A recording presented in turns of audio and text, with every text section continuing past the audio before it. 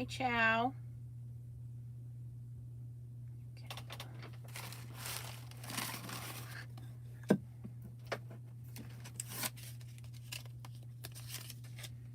Hi, Margaret.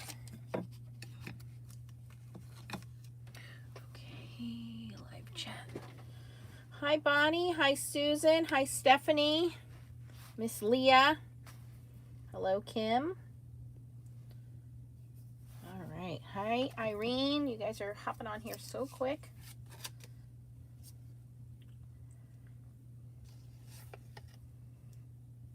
Fox Girl, Suzette, Bobby. All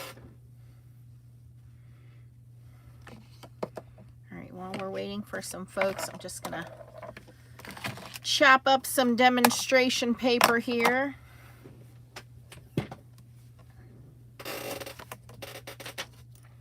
My squeaky, squeaky chair.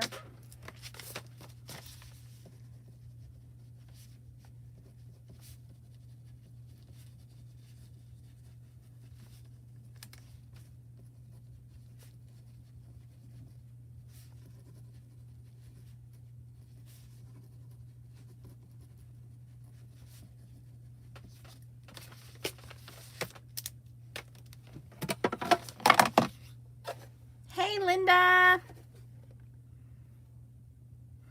Her Highness, I love it. Hi, Charlotte. Welcome. Hello, Bobby. I think I'm gonna make this a little bit smaller. Let's do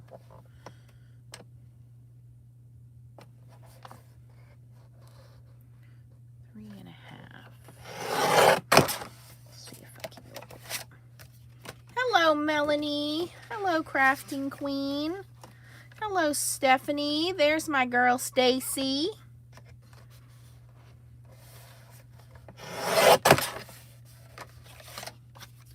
There's Terry, Carol.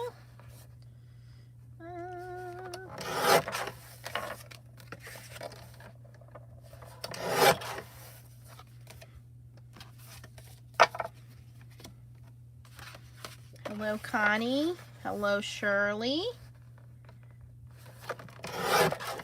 Hi, Jan.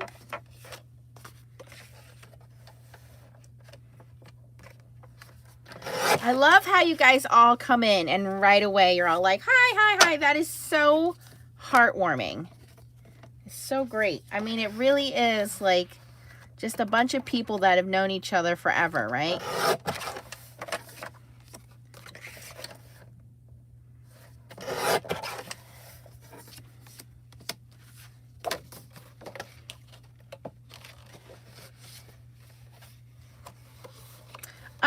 You know what? That's a great question. Let me answer that real quick. So, and I'm going to show you some examples of that. Thank you for bringing that up. We're going to be doing heat embossing. I'm just cutting some little samples of paper here in little 3.5 squares so I can just show off a couple of things here. Oh, I should have grabbed a piece of black. We'll leave that one full size. Let me just grab a scrap piece of black.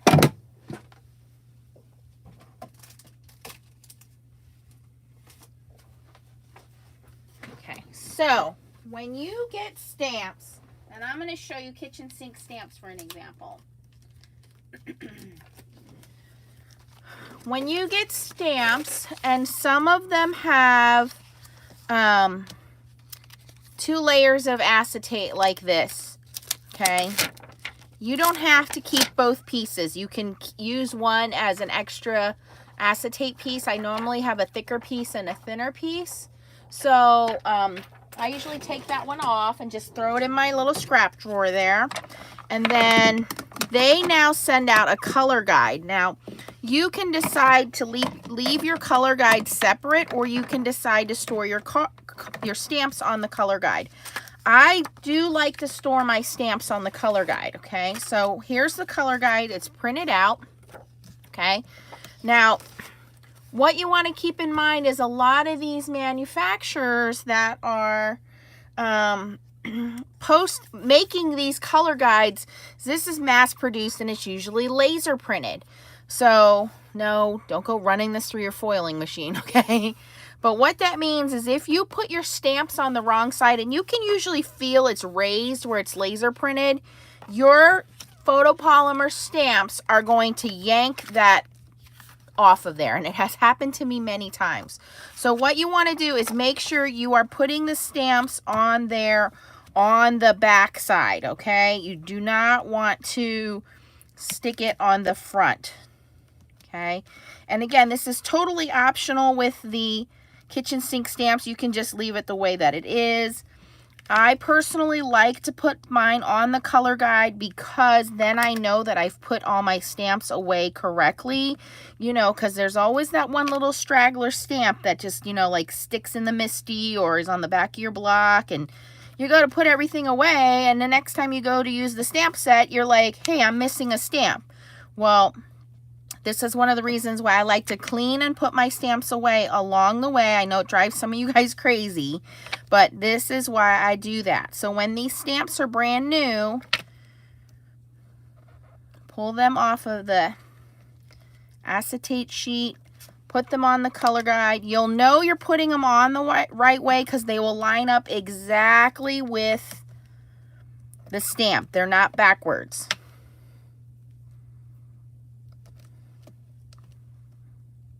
Okay, so now I have my color guide all filled out with my stamps, and then I can put this extra piece of acetate on the bottom. The other acetate, the thinner piece, I put it back in my drawer as a spare piece to make shaker cards or smushing or whatever we want to do. But you don't want to put it on the front, and you can usually feel, it just feels different. It's not so smooth. You can almost feel the ink on there, okay? So always put it on the back side, and that way if you put your stamp on here accidentally, when you go to pull your stamp off, it will pull that laser printing off. You just have to clean your stamp really well to get it off. It's just kind of annoying, that's all. So just keep that in mind. You do want a piece on the top and bottom to keep your stamps clean and sticky. Yes, thank you. All right, we got 65 people on here. 9 thumbs up. Thank you so much. Thanks for asking the question. Okay, I want to talk about a couple things real quick before we jump into heat embossing. First of all, welcome. There's a whole bunch of new people. So yay, you've joined the right crafty group. We have a Facebook page, which one of our moderators will post for us. The Facebook page is called Foiling and Stamping Fun. We would love for you to join us. There we go. Stacy, yeah, she's on the ball. All right, so Foiling and Stamping Fun is a group that Tracy and I created, another YouTuber. Tracy's here. Say hi, Tracy. And we created this as a group that's just for fun. It's not sponsored by a stamping company or by a store. Anything goes. All we ask is that you're kind. We don't deal with any drama. It doesn't matter what your skill level is. Hi, Christine. It doesn't matter if you like to do stamping, painting, foiling, coloring with crayons, or you just like to watch. It's fine. Yep. So there are companies that we do endorse because we are on design teams for them, or we just like their stuff. And if we find out we can get you guys a discount, we like to share that information. There are links. If you log into our Facebook page, on the left side of the screen, it says announcements and forms. Or not forms, announcements, something else. But you want to click on there because it will tell you, Stephanie's a watcher. It will tell you what our design teams are, what our discounts are. Tracy and I both have a lot of ground covered, I think. It will also post like any kind of announcements we have in the group. For example, right now we have a card exchange going on. So let me talk about the card exchange real quick. The card exchange, Tracy put out a feeler a few weeks back that said who wants to participate in the card exchange, and a lot of people said they wanted to. And we have, I think, over 300 people in our group now, right? So that's great. Then I put out a form about a week ago. It's a Google form. You have to fill out the form, okay? I'm sorry, I get lots of emails every day. I can't go through every email and put your information in. I'm sorry.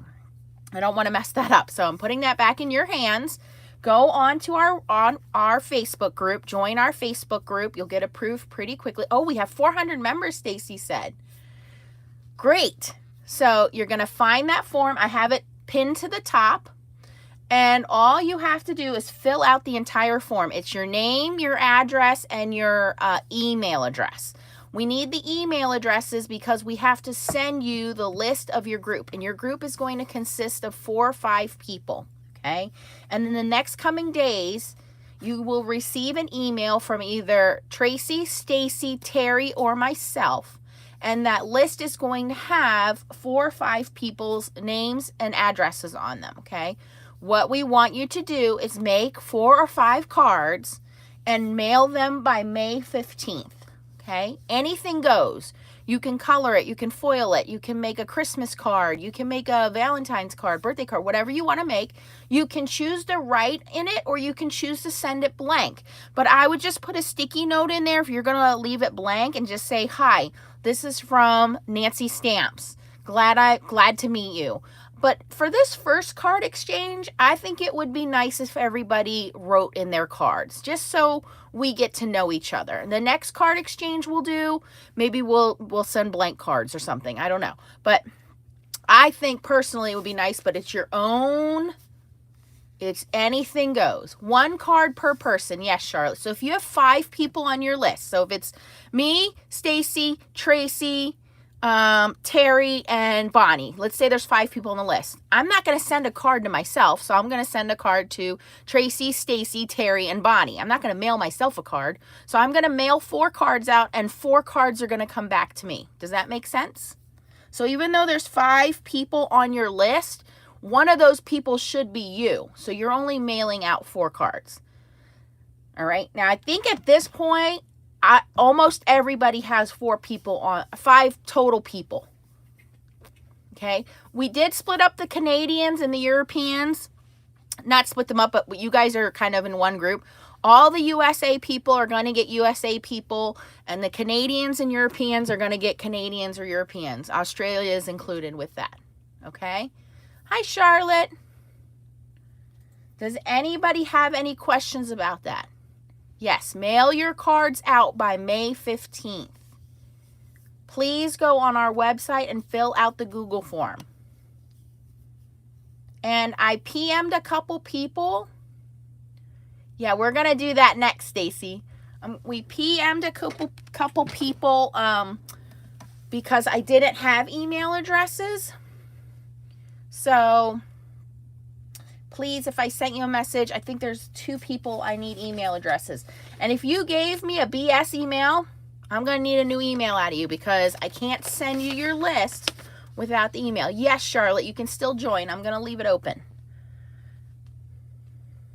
Okay. So right now I only have on my list 2 people that I just haven't verified their emails. And then if you get contacted through the Facebook group, we'll try to private message you through the Facebook group if we can find you. But yeah, so I think it's going to be fun. Anything goes. You can make them 4 different cards. You can make them 4 of the same cards. Whatever you want to do. Stacy posted to our group a new SVG file. That's going to be part of the files. If you, again, look on our Facebook group on the left side, there's like photos, albums, files, announcements. You want to click on that. And then download it. And if you're downloading the SVG files, when she uploads them, they say whatever the file is, SVGG. When you save it to your computer, okay, you have to rename it. You need to take this last G off, okay? If you don't take that last G off, your computer won't be able to open it. Okay, so for the zip file, she's saying the same thing. It says ZIPP. You need to save as, rename, and remove one of those extra P's because Facebook won't allow us to put those files on there. So when you download it, just remember, take the last letter off so that you can save it to your computer. Linda, you just go on the Facebook group and fill out the form. It's the Foiling and Stamping Fun Facebook group. And we have 400 members. Please invite your friends. Sandy's on top of it. Invite your friends to our Facebook group. This is for our Facebook group. Again, anybody can join, has any interest in crafting.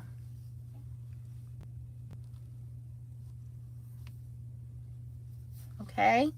Any questions about anything so far? And then I did plug that Altonew's having some kind of sale, so I put my link on there. So shameless plug for Nancy. Okay, so today's class is going to be on heat embossing. Okay, so do we have our pen and pencil and paper ready? Hopefully this won't take an hour, but you never know. We like to talk around here.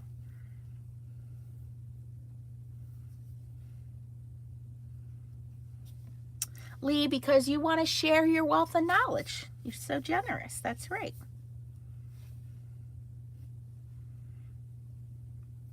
I think we have a lot of members, Gloria, because we're not a sponsored page. Because there are a lot of pages out there, but let's be honest. They're sponsored by certain companies. You know, like I'm a member of Blue Knight Rubber Stamps page. I'm a member of the Kitchen Sink Stamps page. They're sponsored by their companies, right? Even Stamp Junkies and Stamping Enablers, which are the two biggest groups that I know of. Stamp Junkies is, I might have this wrong, but Stamp Junkies, I believe, was started by Simon Says Stamp. I might have that wrong. And they are 100% full supportive of the Misty tool. Stamping Enablers broke away from Stamp Junkies because Stamping Enablers was not happy when the whole Misty tool thing went down. So they broke off and made their own group. But they're owned by another company. There is a stamping company behind that company. Hello, Deb.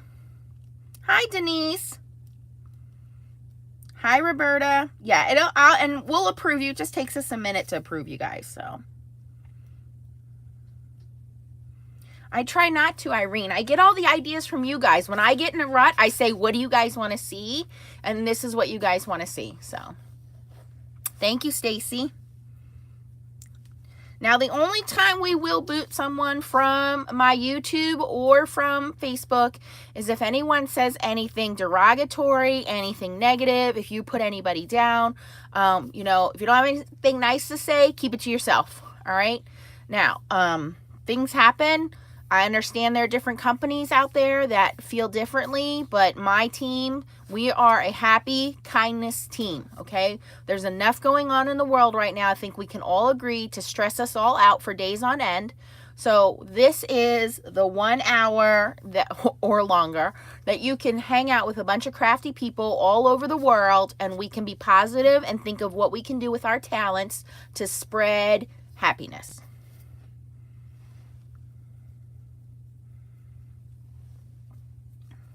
All right.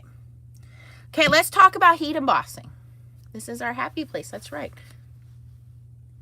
You guys, my hands smell like fish eggs because I was messing with the fish eggs today trying to make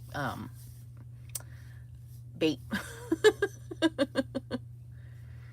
That's right, Stacy. Don't forget the thumbs up. All right, if you are watching this on the replay, hello, welcome. Sorry you couldn't catch us. If you're a subscriber, you want to click the bell that's going to come up in the right-hand corner, normally at the end of my video, and you want to click turn on, okay? What will happen then is you will get an email letting you know that I'm online. Lately, it's been 7 to 8 p.m.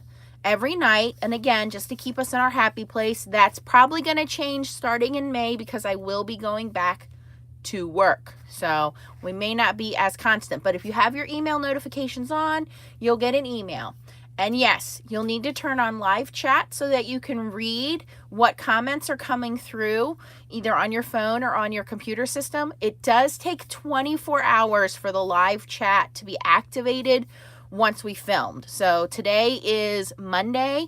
So if you're watching this on the replay Monday night, you probably won't be able to see the live chat until Tuesday, just so you know. Okay? That's right, caviar. All right, let's get into heat embossing. What is heat embossing? All right, so this week we really have gone back to the basics of stamping, and we talked about what quality of stamps there are, what kinds of inks there are, what kind of paper there is, what kind of coloring elements there are, so adhesives. So heat embossing is just another way to kind of step up your card making, all right? And I'm going to give you some tips and tricks along the way, and you guys can shout out some as well that are going to kind of hopefully help us with this process, all right? So first of all, what is heat embossing?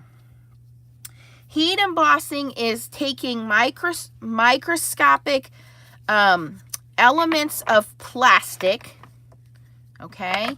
And all you're doing is melting the plastic. So you guys have all gotten some kind of fancy card in the mail. So here you can see this is ultra thick embossing, but you can see all that little granules there. These are just little cut up granules of plastic. Do you know what toner is? That's what toner is, but toner's even finer, okay? So I just wanted to show you this example. This one looks like sugar or salt because this is ultra thick. So if this is ultra thick, let me show you what, there's also regular embossing, there's translucent embossing, there's glitter embossing, there is puff embossing, there's all kinds of embossing. So this is some puff powder embossing, but can you see how much smaller those granules are? Okay, and each one kind of has a little bit of a different purpose. So we're going to talk a little bit about that as well. But I wanted you to understand what is heat embossing. So heat embossing is heating this powder until it melts and it gives you some kind of either raised surface or dimension or whatever its purpose is. Maybe it's glitter. I don't know. Okay, so I'm going to give a couple of examples. Now, heat embossing really doesn't care what kind of paper you use. So remember we talked about papers before. You can use dark paper, you can use light paper, you can use bumpy paper, you can use smooth paper, you can use foiling paper. The only paper that is kind of difficult to heat emboss on is Yupo, and that's because Yupo is plastic. So just keep that in mind. We are going to be using a heat tool. You want to make sure you do not have this in an area where there are pets or children, and you want to keep your heat tool in a safe place. What does that mean? This heat tool gets very hot in a short period of time. It's designed to melt plastic. So I found this thanks to my friend Alicia, Crazy Paper Chick. If you haven't checked her out, go to her YouTube channel. But Alicia found these, I think, at Michael's, and these are silicone holders. So because my desk is glass, this actually sticks to my glass. And if you have a Tim Holtz mat, it sticks there, okay? And this end of it hangs off the edge of my desk. So when I'm done heat embossing, this goes right in here and cools down. Yes, you can find these all over the place now. It's called Holster Brands. And I think this one is a large. It's either a medium or a large. They sell different sizes. But this is nice because there are little holes at the bottom. This is going to get very hot. You don't want to touch it. Mine's been dropped and cracked, okay? Even this one, which is a little different style, has a protective guard around it, is still going to get hot. There are a lot of heat embossing guns out there. This is just 2 examples. Most of the ones that are out there kind of look like this, but they're in different colors. The Ranger one looks like a mini hair dryer, and no, you cannot use a hair dryer. Do not try to use a hair dryer. A hair dryer is more air than it is heat, and all you're going to manage to do is blow your powder all over the place. So you want to use a specific heat gun for heat embossing, okay? There is one I will link for you guys in the description from Wagner now, which is the newer version of this, and basically it has a curved handle now. So it's going to go down, and I think it's like $25, $30 maybe. This one, I think when I got it was $50. These you can find anywhere between $15 and $20, a lot of times with a coupon. Like I said, a lot of times they're like pink or turquoise, you know, black. The Stampin' Up! One is black. Some of the newer ones now have different heat settings. So mine is basically just on and off. This one also is just on or off. Some of the new ones now say heat embossing or drying, and so it has a lower and a higher setting. That's just going to determine how much air and heat come out of it. So just keep that in mind. Read your instructions with whatever you get. I believe these 2 are the most popular on the market. Again, there's a little white one from Ranger. It does kind of look like a little mini hair dryer. Yeah, then I think the new Wagner one does. Terry, she has the new one, right? Terry, can you tell us?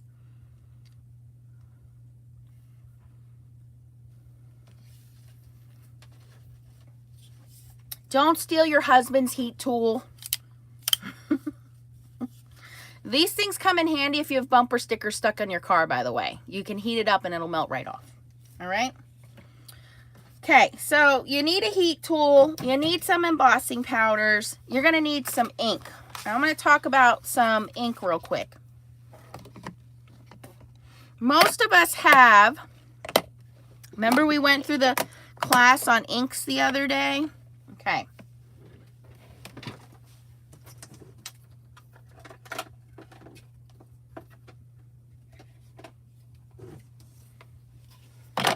Okay. So you need a pigment ink. Can you heat emboss with dye ink? You can. I will show you the trick to that. But in order to heat emboss, you usually need a pigment ink or you need a sticky ink. Okay. So if you stamp with this image, and I'm just going to grab, and I think I can do this way. Let me grab a stamp.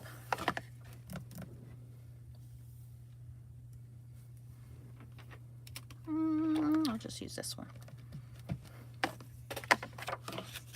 Okay. Tip I'm going to give you is go grab some coffee filters out of the kitchen, because these help with cleanup. You may also want to grab some Swiffer, okay? But you want to have some kind of anti-static tool. The anti-static tool is going to prevent your embossing powder from sticking everywhere else. So I'm going to give you an example here. Let me grab some white embossing powder.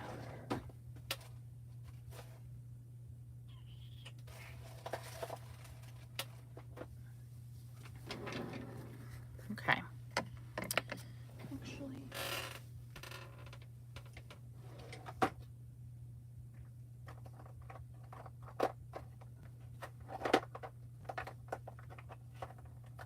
It's like having 18 jars of embossing powder is not enough. Nancy's got to have 800. Here we go. I'll use this other one. So I'm going to show you a couple differences here in stamping. These stamping inks here are designed to remain sticky and allow products to stick to them.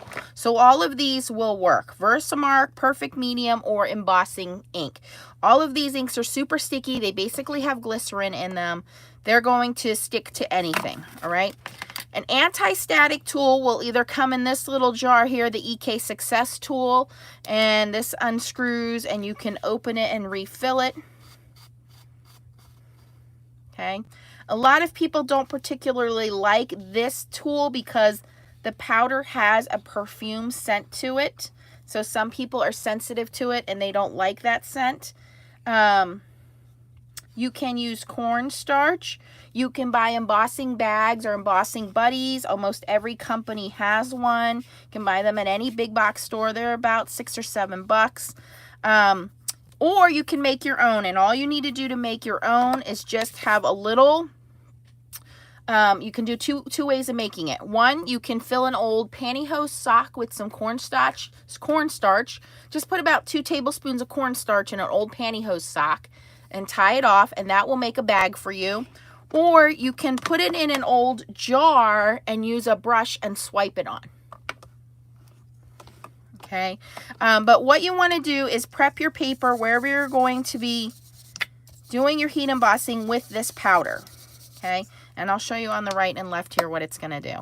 So on the right side here, and I'm going to just use each one of these so you can see the difference. This one is an Emboss It, which is just really old sticky embossing. You do generally want to buy refills for these too because they very sticky and you're going to use it a lot that you're going to need refill. Is that one? Now generally with embossing you don't need to work too fast unless you're using a dye ink, and again I'll go into that in a little bit. But any of these 3 will work the same. Most people just buy Versamark. You don't need 3 things of ink. Okay, Kim. Karen, yeah, you don't want that one.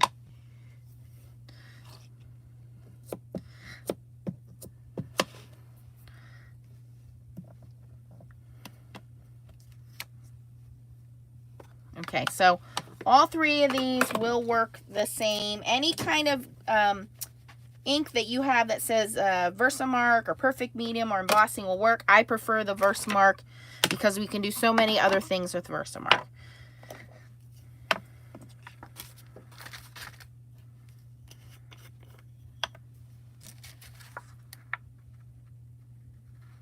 And then all you do is you just shake a little bit onto your paper.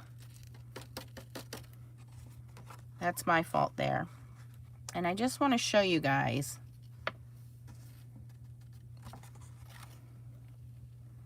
And I'm using white paper or black paper with white embossing powder so you can see. All right. I didn't stamp anything on this side of the paper. Okay. On the right side here, I stamped the 3 circles. Ignore the little spot there. That's my fault for not putting the stamp down all the way. But on this side of the paper, I didn't put anything.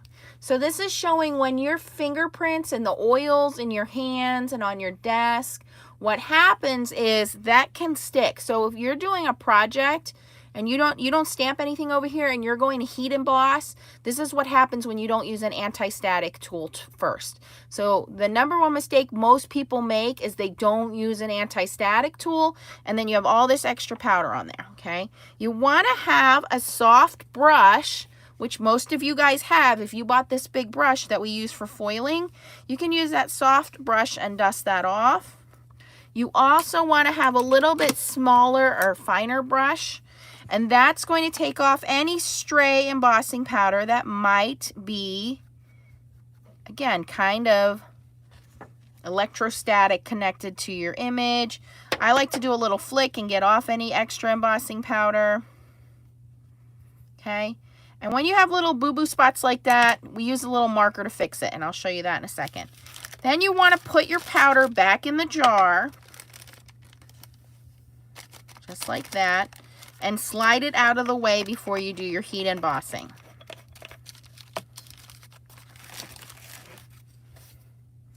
All right, now when you're heat embossing, Couple of things. Again, we're working with a very hot tool. I'm on the Tim Holtz glass mat. It's okay for this to get hot. But you want to have a good pair of tweezers, okay? Tweezers are your pokey tool. You want to kind of hold that up and away from you. You don't want your fingers on there, right? You can let your heat tool warm up for a few seconds before you go right at it.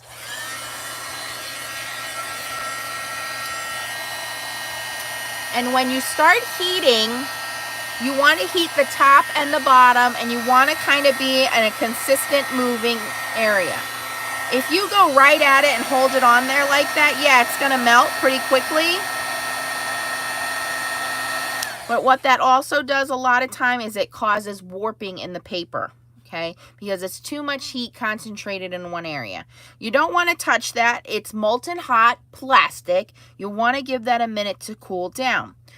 When you start to do, yeah, clothespin is a great idea, Charlotte. When you start to do your heating, you kind of want to move evenly. This is not a rushing process. But it's very fun when you get to see those particles heat up and start to melt.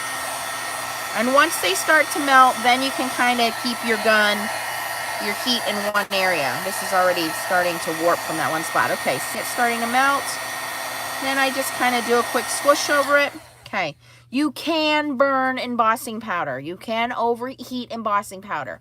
Different types of powders heat at different speeds, okay? We're using a regular white embossing powder here. This is from Superfine Detail from Ranger, okay?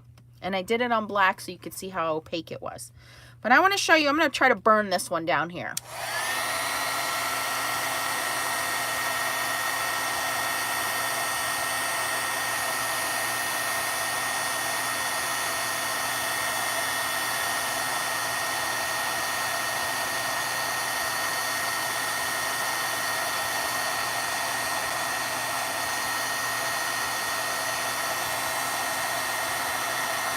I can actually smell it burning. It's turning brown. Now it's starting to over bubble. God, the smell is terrible. It stinks.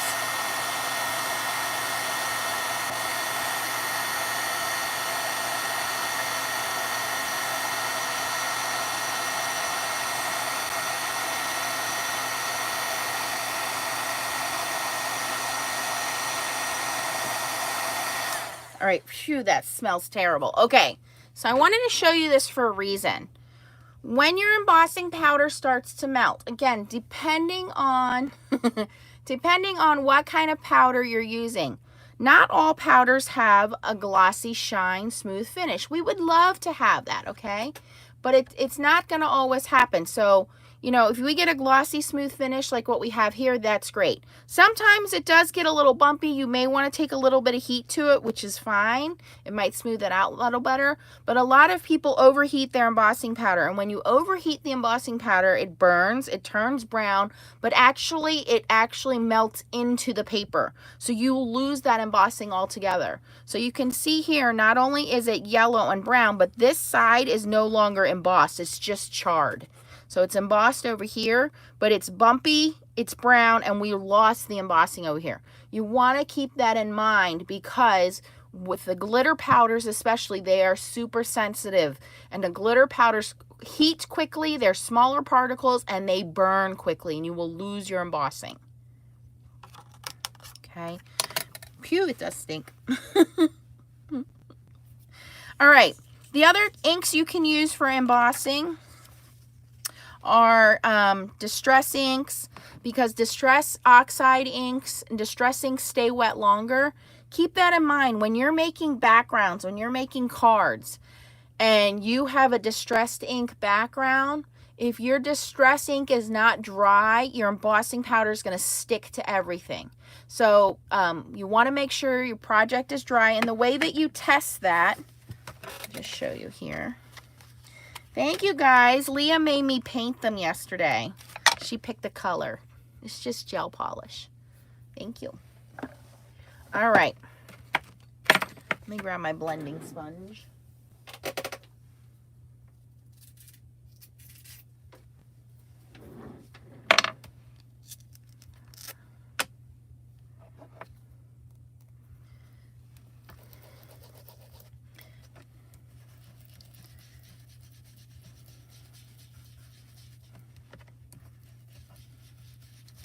All right, so let's say I just did this whole background on this card. It's nice and pretty. Now I want to do my heat embossing on it. Let me grab a little sentiment. Let's see here.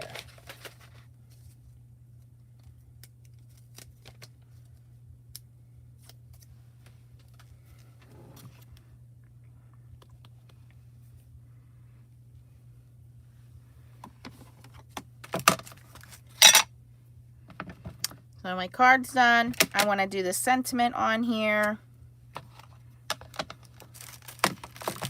Of course, I just should have done my anti-static tool ahead of time, but that's not going to matter in this point. Because this ink stays wet longer,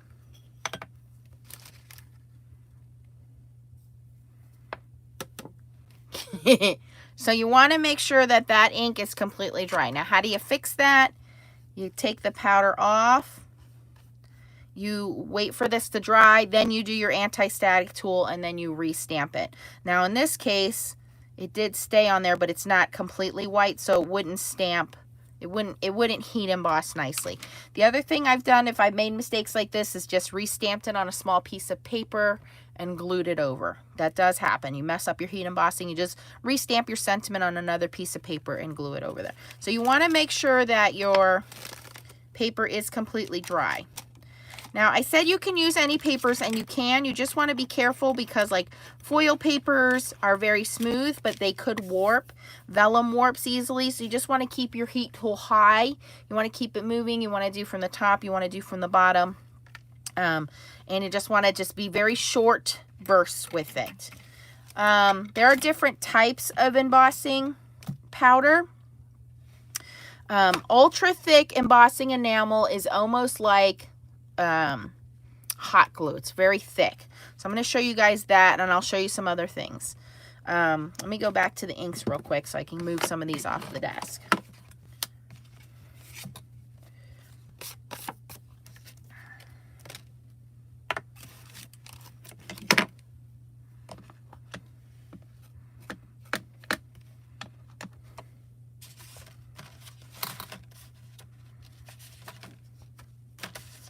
So this one's just Versamark.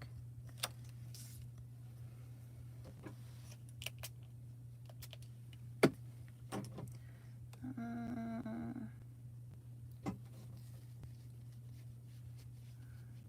went to the site, answered the question, will Nancy need to okay me before I can? If you fill out the, if you are on our website, you'll get approved by one of the admins. Once you're approved, then you can fill out the form.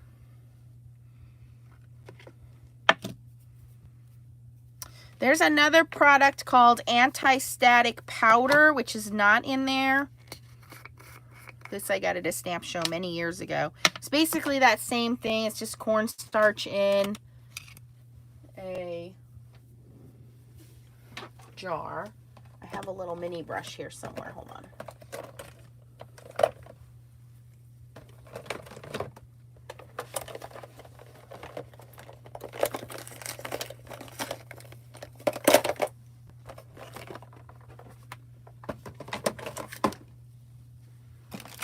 And all you do is you take a little bit of this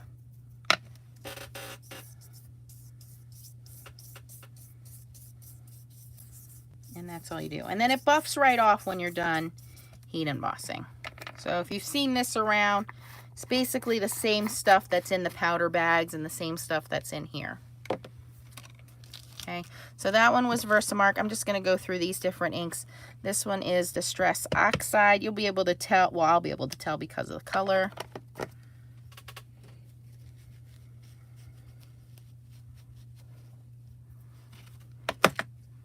This one is VersaFine Clear. And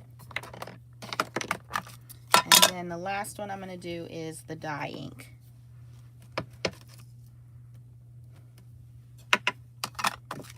Now, dye inks we talked about last week soak into the paper. They dry fairly quickly.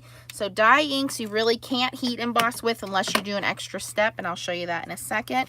But let me take these 4 stamped images. So we stamped one with Versamark, one with Distress Oxide, one with VersaFine Clear, and one with My Favorite Things dye ink.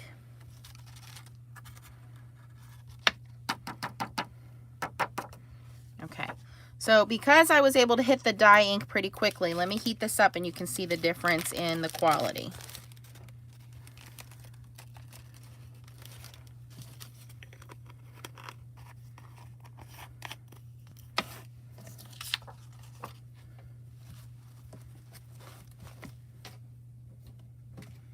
And I'll actually use the other gun. Let me plug that one in.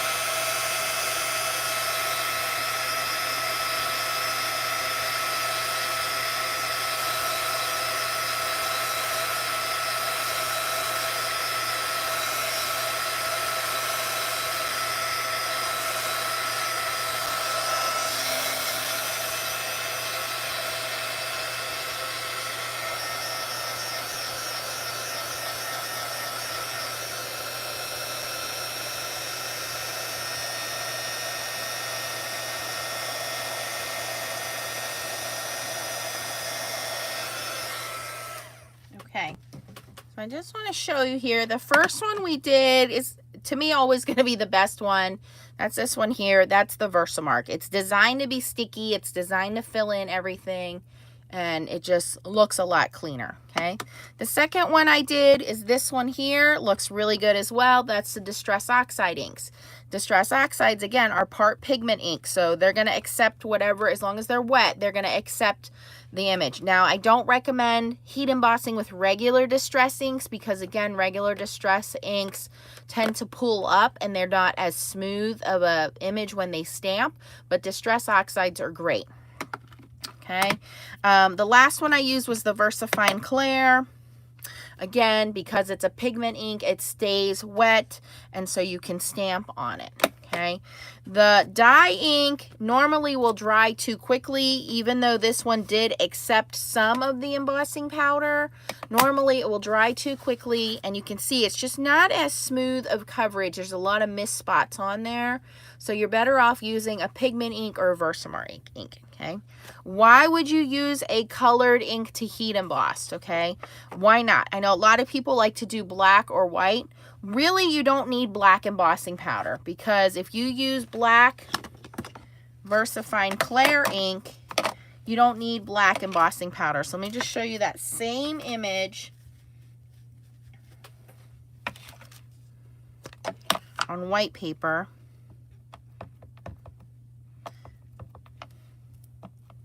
And we're gonna switch over to clear embossing powder.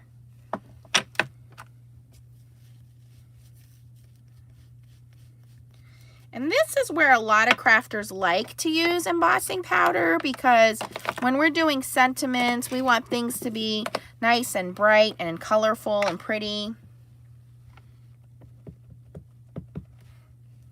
Guess what I forgot to do? Totally missed it.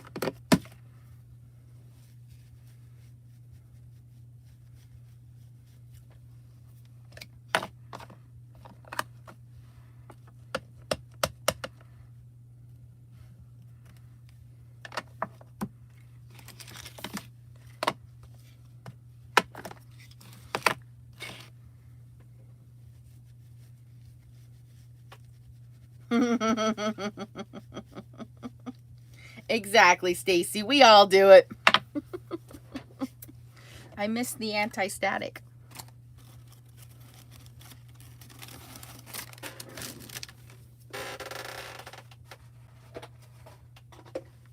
Now, you'll see some people put their embossing powder in these big containers. Personal preference, just depends on how much embossing you're going to do. They sell these little spoons. You can use your Tupperware containers, whatever you want to do there.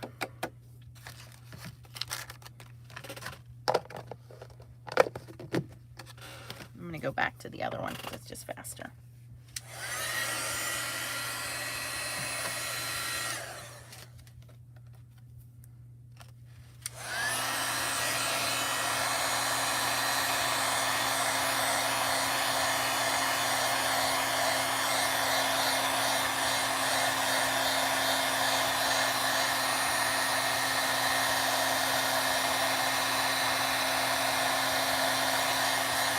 And it's really quick. Once it starts to switch over, it's really quick. So I don't know if the camera's going to be able to pick this up. Let's see here.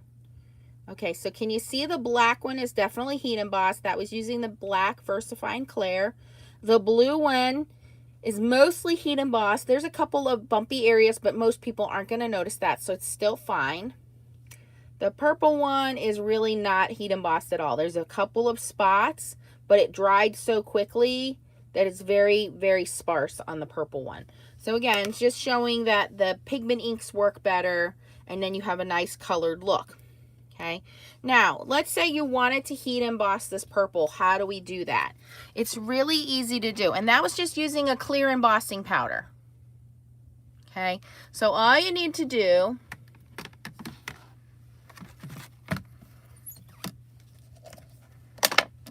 is you need to use some kind of a stamp positioning tool.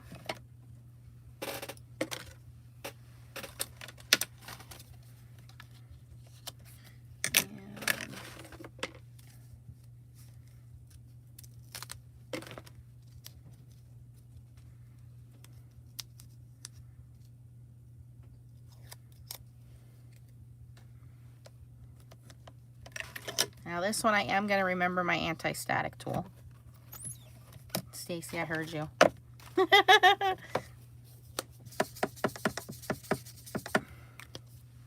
Okay, so I'm going to use a dye ink. So the first thing I'm going to do is stamp with my dye ink.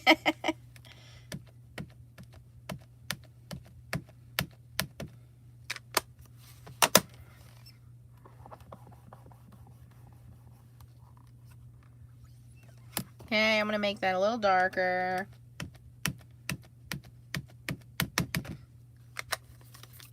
It's happy birthday from all of us, Stacy. Okay, so now, because this is a dye ink, it soaks into the paper really quickly. Oh no, I can't heat emboss it. Well, this is a really simple trick. And this is also a good trick where you don't have to have, I can't believe I'm going to say this, you don't have to have every color of embossing powder. I know, it's terrible. But we want them, Nance. I know, I want them too. You only really need to have a good clear. So now we just take our Versamark ink and we stamp completely over that purple ink.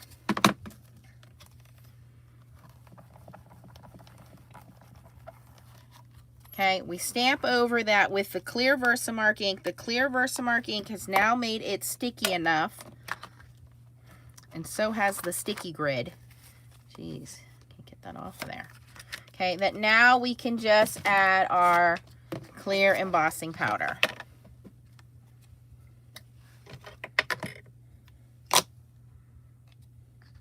We can go like that and shake it off, and go like that and shake it off.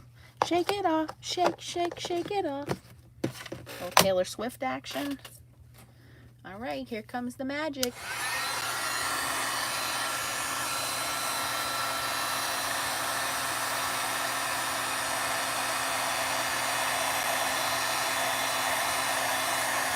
Now this is completely heat embossed with clear embossing powder using a dye ink.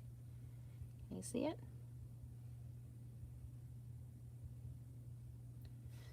This one is Ranger Clear that I have in the bucket. You guys are going to ask me which ones I recommend next.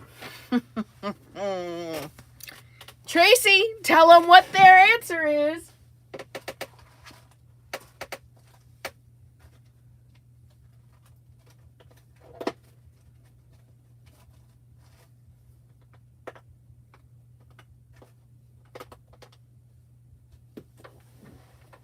All right.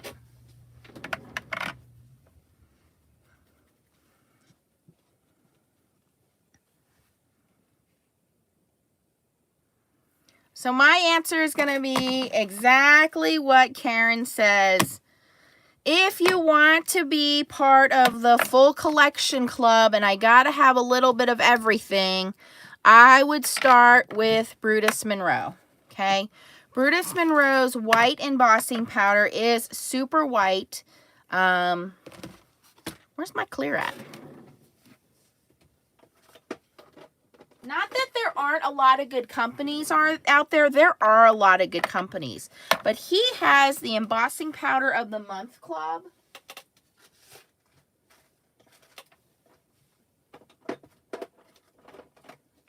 And I want to say it was $8 a month. Tracy's going to have to help me out here.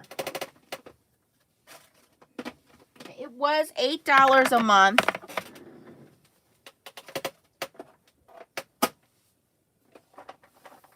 Where's my clear at? Maybe it's already on there and I just can't read. Oh, right here. Okay. So it was $8 a month, and here's how I looked at it. Here, and I will link my Brutus Monroe link for you guys too. So this is what I will say. I have bought, you guys saw the drawer, and if you didn't see the drawer of embossing powders, go back and check Nancy's Crazy Room Tour. Okay, but I have a ton of embossing powders, okay? I have every company. I have Crafter's Companion, which came in these tiny little pots, which were cute.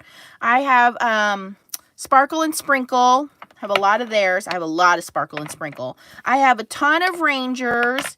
I have Wow. I have a company nobody's ever heard of before. I have a lot of embossing powders, okay? Here's what I found out. Like I said before, there are a lot of different types of embossing powders. There's opaque embossing powders. These are their new color shift embossing powders. There's glitter embossing powders. There's sand embossing powders. There's puff embossing powders. So that's what's fun in getting these. I'll be honest with you, I use less than 10% of them. The ones that I use the most, again, if you're just starting out, there are 3 that I'm going to recommend that you get, and you can get them all from Brutus Monroe.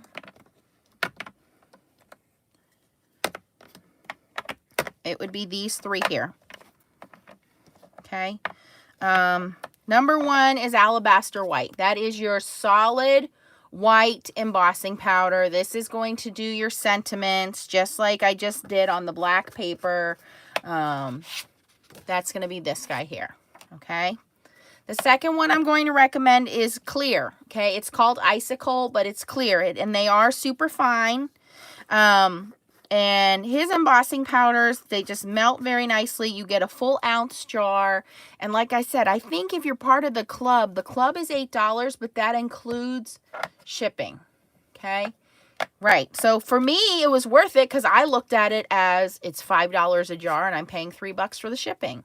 And every month he gave you a different color that wasn't out on the market. So some of them were mixed with glitter. Some of them are mixed with metallics. Some are just a really nice, deep, rich, opaque color. So you can get all kinds. He just really mixed it up and had fun with it. And that's why I enjoyed it. The third one I'm going to recommend because I use this a lot is Marshmallow Puff. And you guys are saying, what? Okay. Marshmallow Puff can be used for, obviously it puffs up, snow cards, clouds, the top of your coffee/latte cards, Santa Claus's beard, the sea waves. Like you can use snow puff marshmallow for so many different cards that it's one of my, these are my 3 staples. The last one that I don't have, maybe I don't have it. You know what? I don't have it because it's a glitter. All right, so the last one I'm going to say is this one, Hero Arts Sparkle, okay? What is Hero Arts Sparkle? It's a clear glitter. If you have purchased any of the Blue Night Rubber stamps, especially like the Christmas, I want to show you guys the new stamps so bad and I can't. Here's an example. So you purchased a new stamp. Let's pretend this was a winter scene that I made and I want to mail out Christmas cards. We're going to cover this whole thing in clear Versamark. I'm only going to do half just for the sake of demonstration. But you just go direct to paper with your Versamark. Right all over your image. Now my image has already been colored in. Doesn't matter if you use color pencils or markers. I would not do this with pan pastels though. Now I'm going to take my sparkle embossing powder, and you want sparkle embossing powder, not sparkle glitter.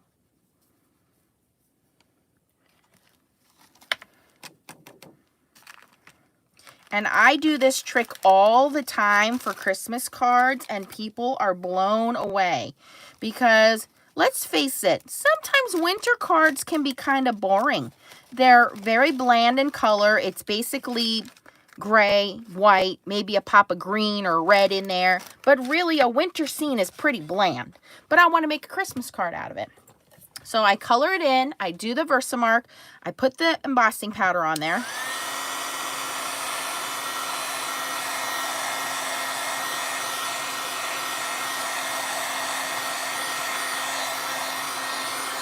Kind of preheat my powder, and then once it starts going, which there it goes, and move it along slowly.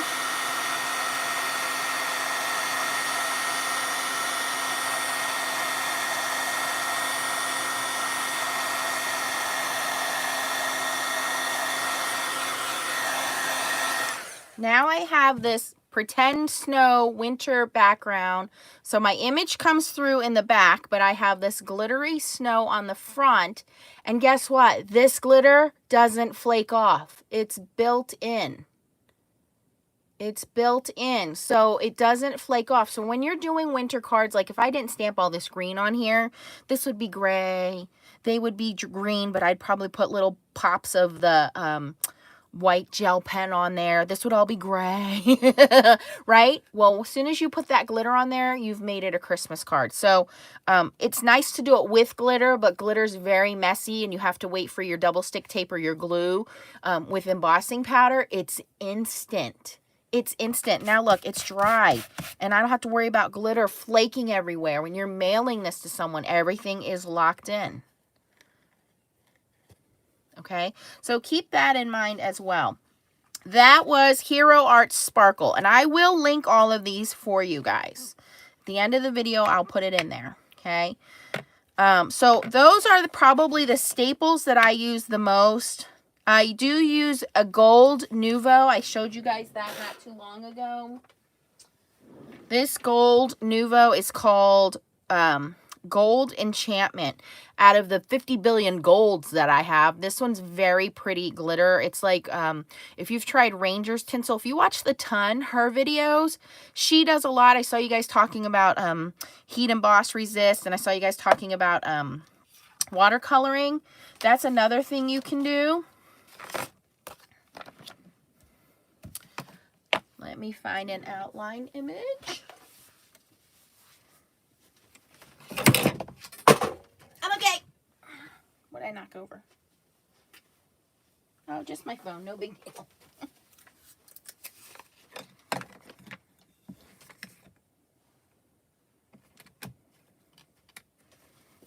All right, so let's take this image. Let's take our anti-static tool.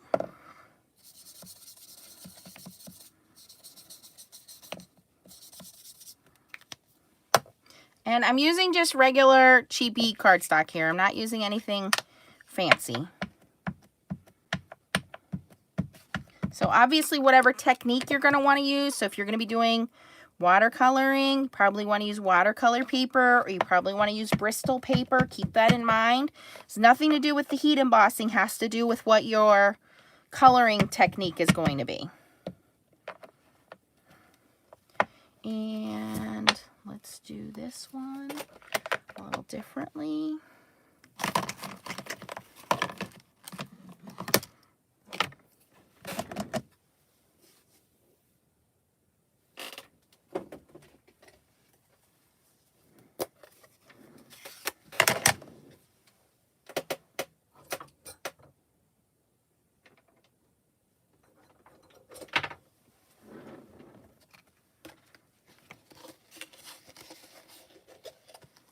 I always forget it. I have to legit like put it in my face so I remember it. The powder tool. But when you miss it because you're like, oh man, I got embossing powder everywhere. That's the worst. Then you got to re-stamp it and do it all over again.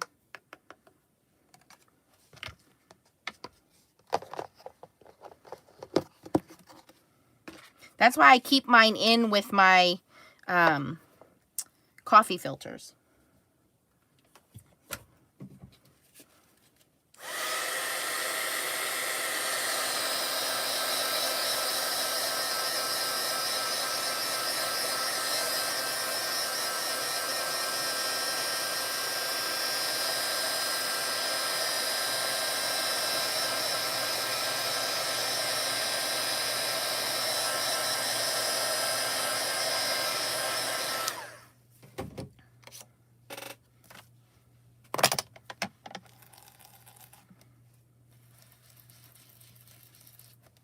Ooh, it's a dirty sponge.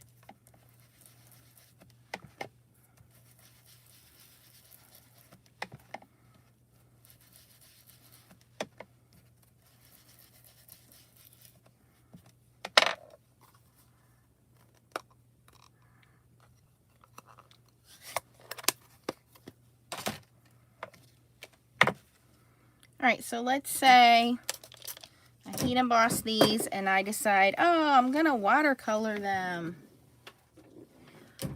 So we get our fancy schmancy watercolor brush and we grab our fancy smashy watercolors.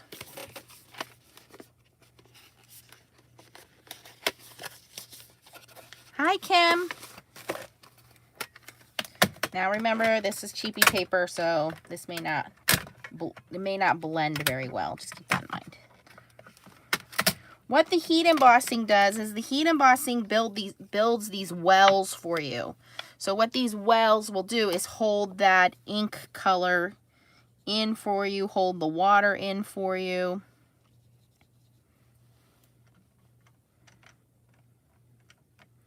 Hopefully, if you're not using cheapy paper.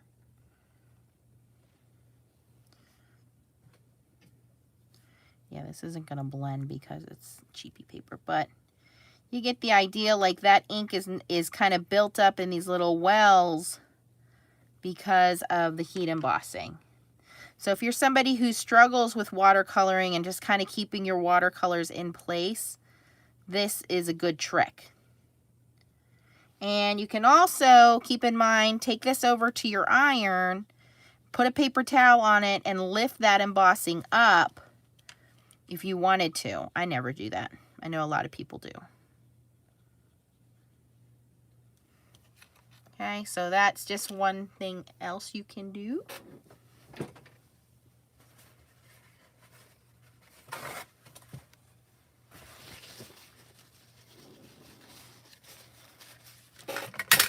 So then, let me show you this. Push that aside. All right, so I colored this with some yellow dye ink. It's just Stampin' Up! Yellow ink. And now I'm going to take my little solid circle stamp again. My desk looks like a bomb went off. You would think this was Leah's room. These were the Arteza Metallic Watercolor markers. I will link those for you too. Let me put it over here and put it in the link list.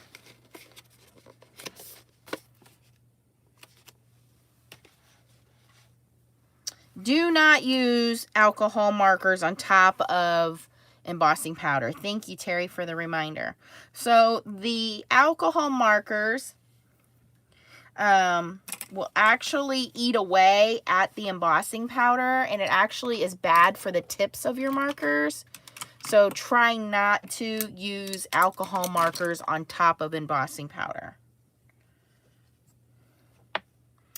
Okay, so now I'm going to go in with some Versamark. Powder tool!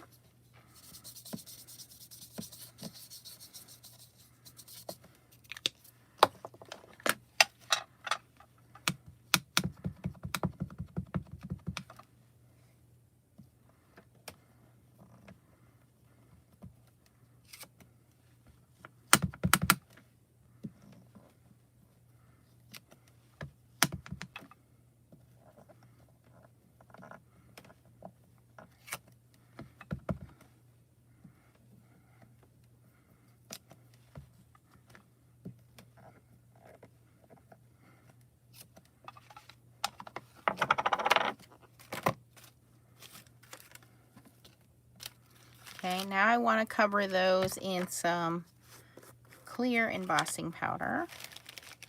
Let's use a clean filter. We don't want to contaminate our embossing powders.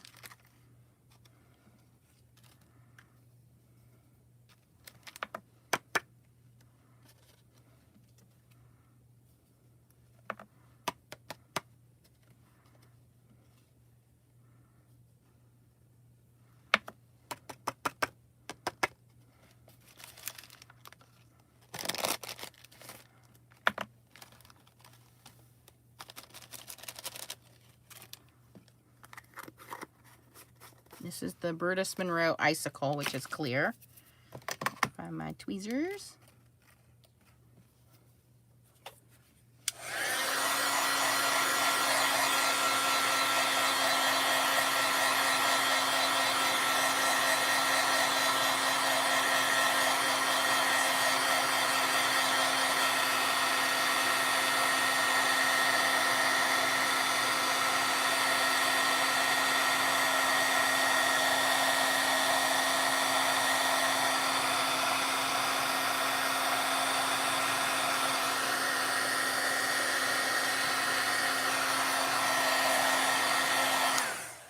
Okay.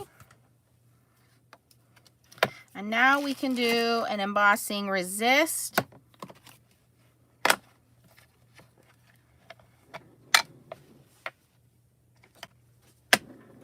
Where's my tool? Which side of the desk did I throw that on? Here it is.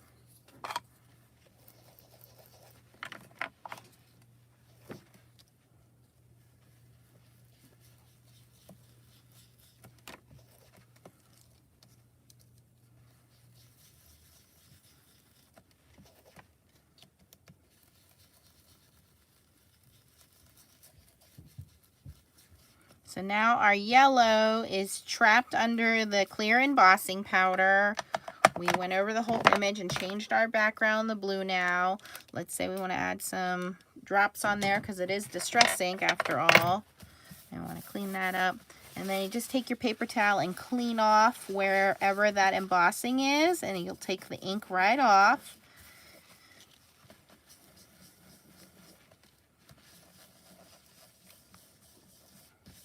And you can do layers and layers and layers of this, and it just looks really pretty.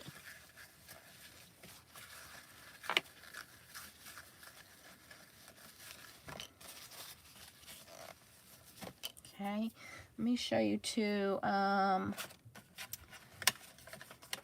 With the opaque powders, it's really fun with the opaques and the glitters to do it on black paper, black cardstock.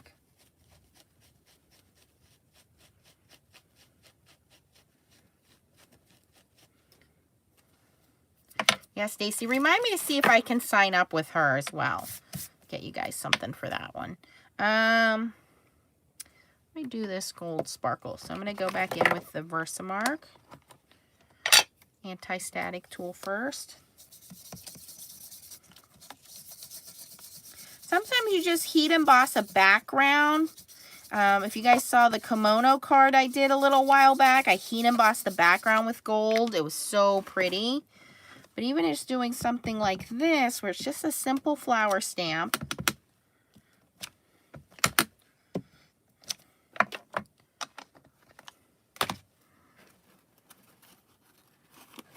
And I don't really drink coffee in my house. I drink like instant foo-foo coffee. What's that stuff called? Folger. What is it? What's this coffee Mommy drinks? Some kind of cafe latte stuff. It's basically sugar with some water and coffee flavoring in it. This is the Nouveau Gold. So coffee filters are relatively cheap. I mean, you get like what, 100 in a package for a couple bucks. If you are very conscious about wasting coffee filters, which I completely understand, you can also buy these little tidy tray things. They're called tiny trays. And you can sprinkle your embossing powder in there and then sprinkle them back in the jar. And I don't know why I don't do that anymore. I used to use those things all the time. Probably because it's just easier for me to wad these up and throw them away. My dad's best friend just texted me and said, I just saw the fish. I'm very proud of you. Oh, I'm going to get emotional here.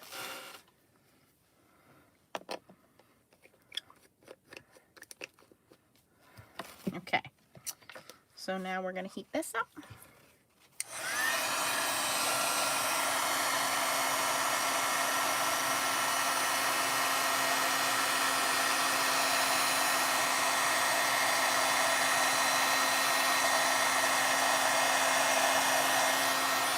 All right, and like I said, I found that the glitter powders just tend to heat up quicker and they take less heat.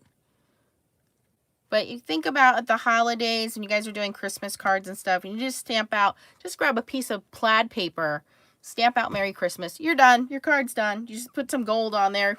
You're good to go. Another trick is using ultra thick embossing powder. Now, ultra thick embossing powder usually is used by crafters, like jewelry makers and things like that. But it's super thick. Now, when you heat ultra thick embossing powder, you have to heat it from the bottom. Because if you heat it from the top, you're just going to have flakes of stuff flying everywhere. So let's do this. Let's use the little tray on this one. So again, it looks like granules of sugar or salt. And I'm going to kind of build this up. Yeah, I don't have a low setting, so I got to go from the bottom up.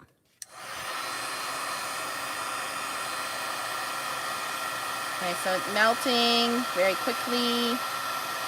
Now I can move to the top. Now I'm going to build this up and add, you can already see how thick that is. I'm going to add another layer. And you can layer any embossing powder, but I like doing it on this because you can get a special effect with it. And it's moving quickly because I'm using really cheap paper. This is really thin paper. Okay, let's do one more layer. And just remember, it's super hot. I have touched it before, and it does not feel good. You will get an instant blister. We have some stray bits over here. We need to clean those off.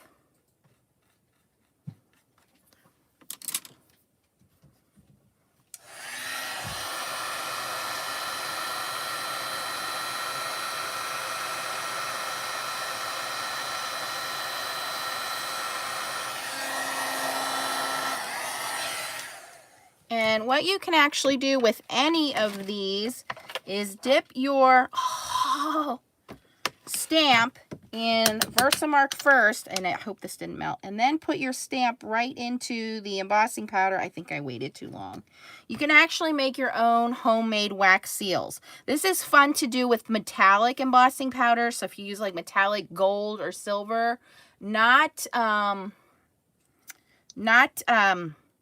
glitters, but metallics. Yeah, well, that kind of worked, but you could see if I had got it a little faster, if I had my stamp ready. You can actually make your own seal out of embossing powders. It doesn't have to be ultra thick. It can be regular embossing powders too. It's a lot of fun. The ultra thick you can use on making, again, where we kind of coat the whole card. If you want to protect the card. You can also make ice with this, so when it dries, you can make glass, windows, and things like that. But what I've done before is put this actually in the freezer, and it kind of hardens it. And then, so right now it's still pretty pliable. But what will happen is if you put it in the freezer, it will dry, it will harden, and then you can crack it. So you can put it, I've put it in haunted house windows, those big Tim Holtz dies, and make it look like they're cracked windows. So it's just a fun, think of it like a quicker drying resin. So yeah, you can do wax seals kind of on that. Traditional wax seals will also work. If you have the little metal ones, they will work too. Let me do it in a metallic. Let's do it in a metallic powder. Let me see what I have.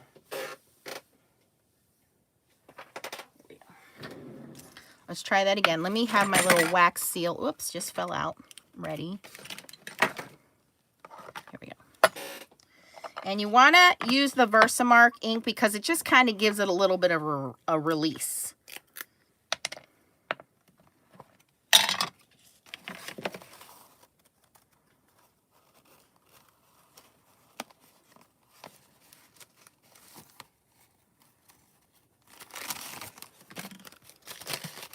Yes, that's right, Anne-Marie. Thank you. So if you have smaller die cuts and things like that, Anne-Marie brings up a great point. You can put Versamark ink all over those dies and then put the ultra thick on there. Where's those little butterflies I cut out the other day? Hey, Leah, come here. Never mind Mommy's desk. You've never seen it this messy before. Okay. This poor child is going to be like, this is not my mama. This is not my mama's desk. Where's my mama?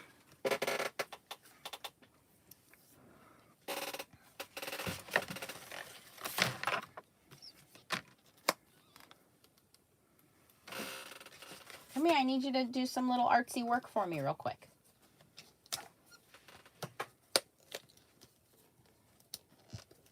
Over here in this pile, there's those little butterflies that I cut out the other day. Can you find a tiny one and color it in for me? Which pile? Like in here? Which pile? She said which pile? Now you know the desk is messy when she says which pile. Is it up here? Is it here? It's under here. I'm moving this stuff out of the way. It's under there somewhere. She said which pile? Great. Thanks, Leah. Well, you have a pile up here.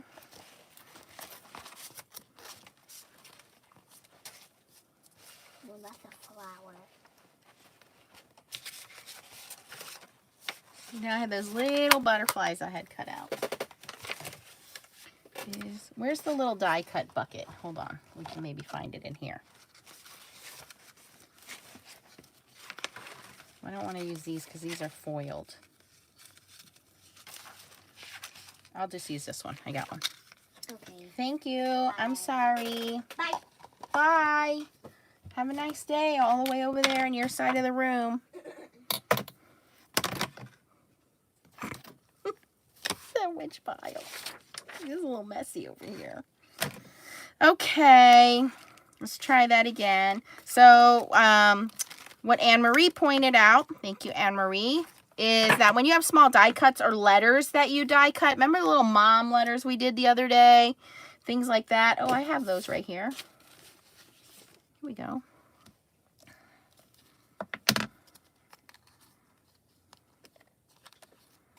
Let's make them foily and shiny. Yes. Oops.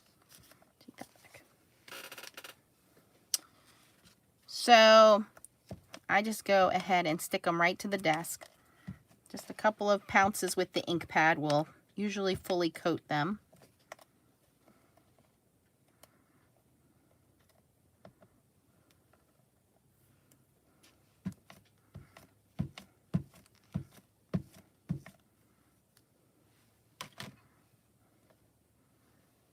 And I do want to put these in here.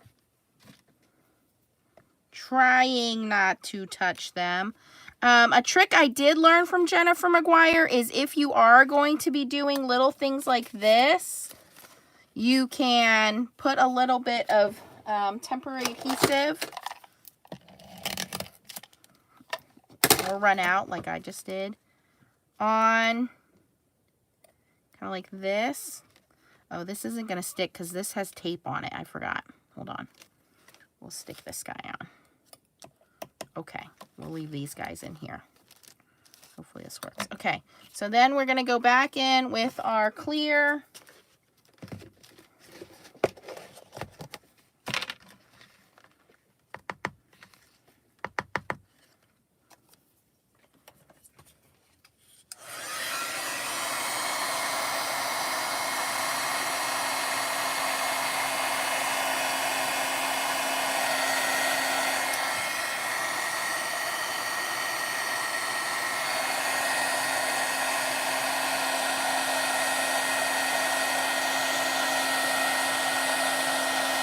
Okay, so we put 2 coats of regular clear on our little die cuts, And so now it looks like we almost like put glossy accents or crystal drops on there.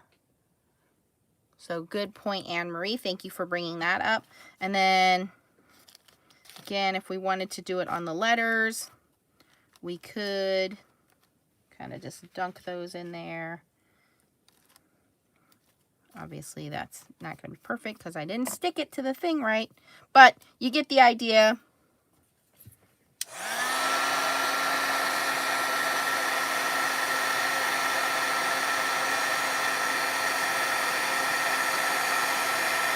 And there you can see it sticks to foil paper, no problem. So you can just kind of add dimension to your die cuts and your letters by putting clear embossing on there. Okay, and then I wanted to show you how to do the gold seal. So let's clean this up real quick. Yes, you just keep dipping it in and dipping it in, and it'll just keep adding layers on. Great if you're doing like masculine, like the Tim Holtz gears and things like that, and you want it to look kind of hefty. The metallic embossing powders look really good doing that. So again, let's try this one. I'm going to try to be quick about it. Again, try. T-R-Y. There is no try. There is or isn't.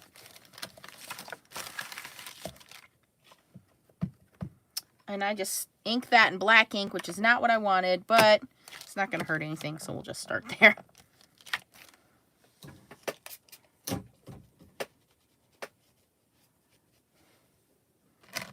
Okay, let's see if I can get this all done in one pass here. Or not one pass, without having to restamp it.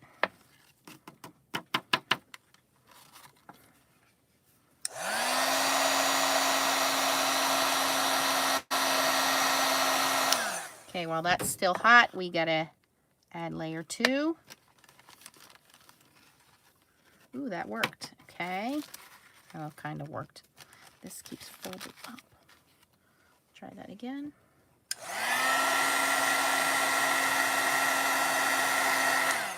You gotta be really fast to do this layering method.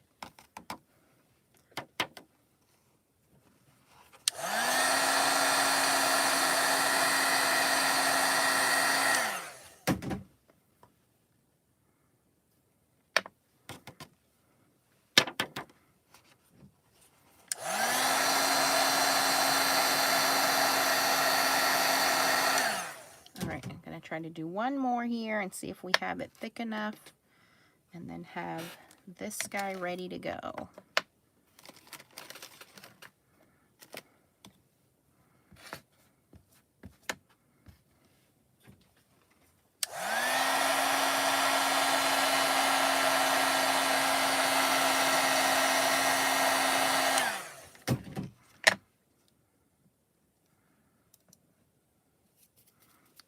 Wait a second. There we go. So there's that heat, the hot seal I was trying to show you, wax seal method. Didn't work out over here, tried too fast, but pretty cool, right?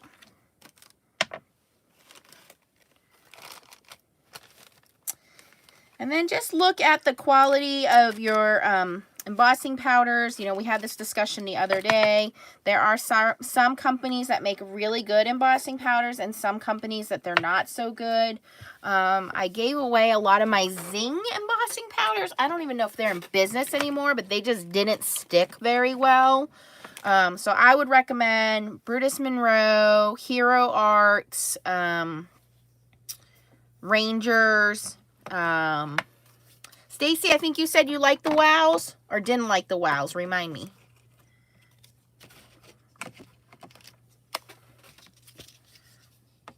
And then you want to look and see if it's the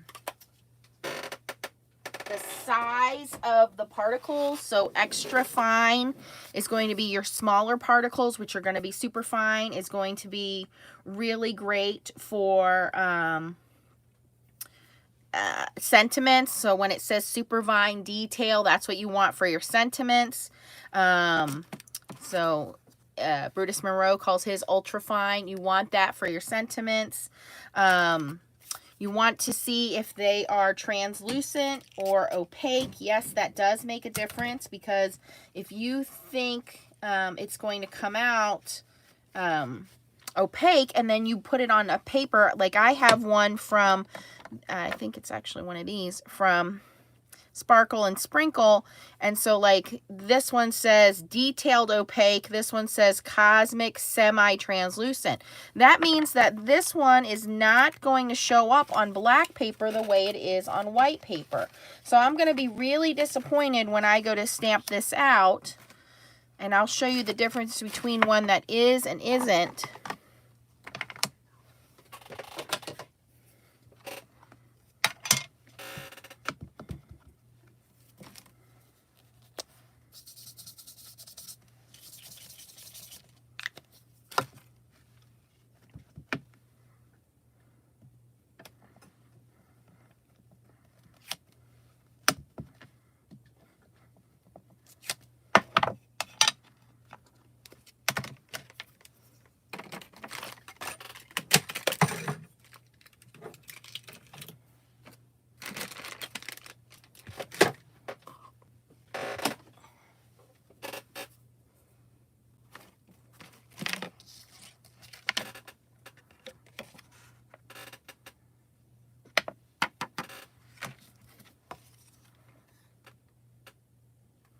And this one has a little bit of mica in it. Don't worry about the mica. It does kind of show up on the outside of your paper, but you'll see it'll wipe away.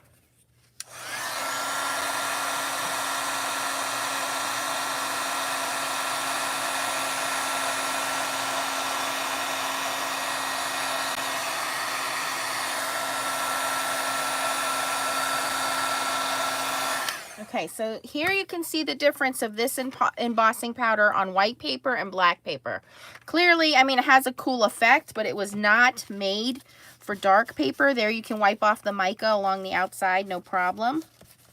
But it was not made for dark paper. It was definitely made for light paper. I mean, it has this cool shift effect, but it was made for white paper, not because it's semi-translucent.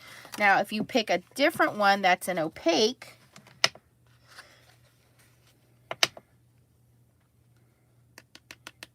then opaque, it's not going to matter what you're stamping it on.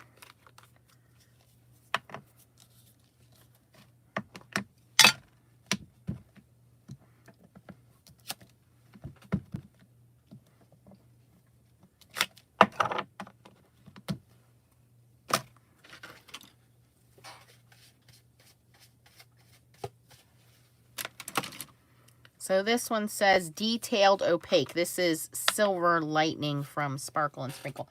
Sparkle and Sprinkle sold their business. I guess the son took over. They retired. So I think they changed their name.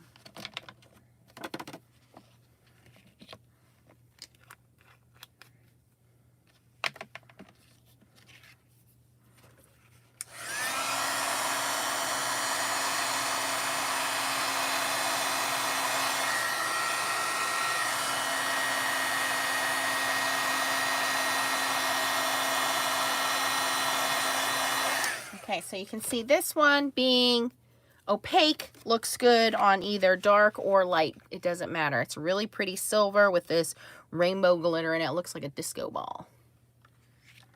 Okay. Hello, Winifred.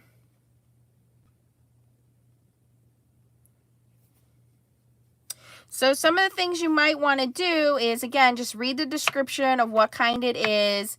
Play around with mixing your own colors and things like that too. You can certainly mix glitters in with your embossing powder. You don't want to mix up your glitters versus your embossing powder. Keep them separate.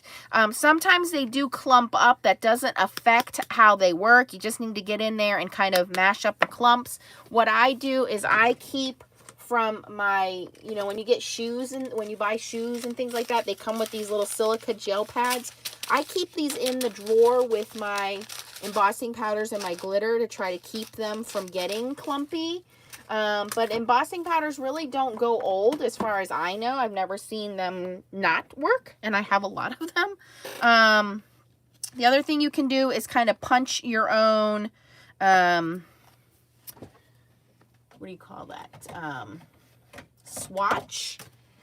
So I can swatch this out now, and I can swatch this out now.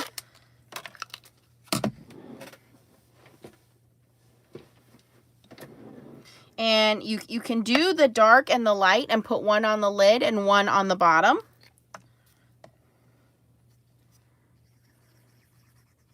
Some people store their embossing powders upside down so they can see the bottoms.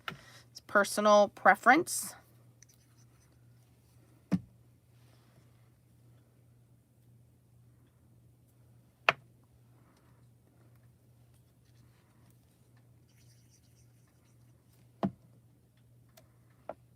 Okay, and then I can punch out the swatch on the black.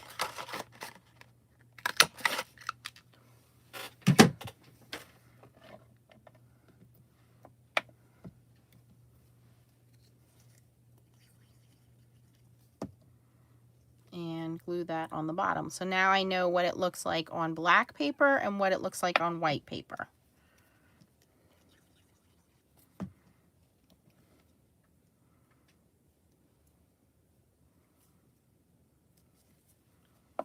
Some of them I just swatch right on the lid, just whatever you want to do there.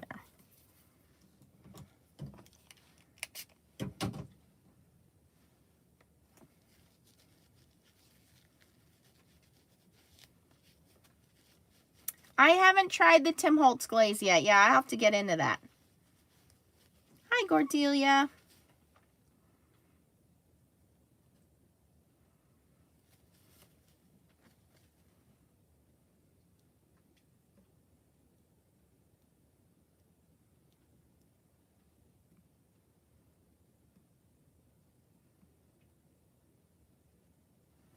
Okay. What else do you guys have questions about? Have I taught you something new today, or at least reminded you of something maybe you forgot about?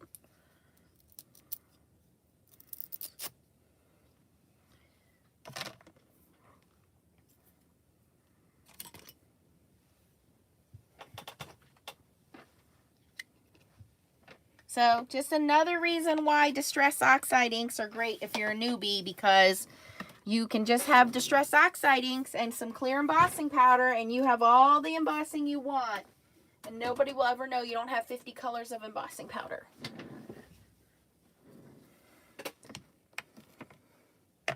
And I will link for you guys the Hero Arts link.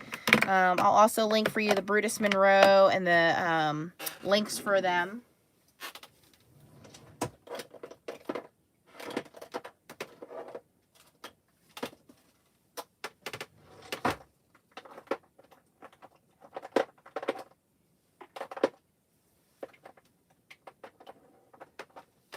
Anybody have any questions? Just don't mix up your embossing powders with your glitters. I can't tell you how many times I thought something was embossing powder and it was glitter. I really don't have that many glitters for that reason, because I'm an instant gratification kind of person. I'd rather have a glitter embossing powder where I can dry it immediately than dealing with glitter.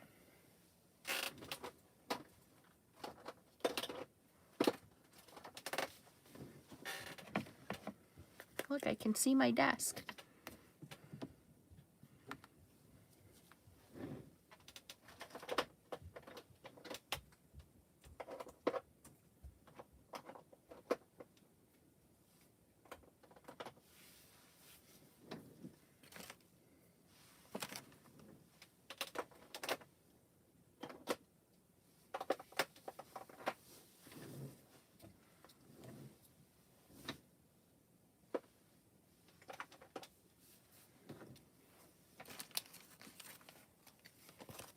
That's right, glitter on double-sided tape, especially that Elizabeth Crafts Designs tape.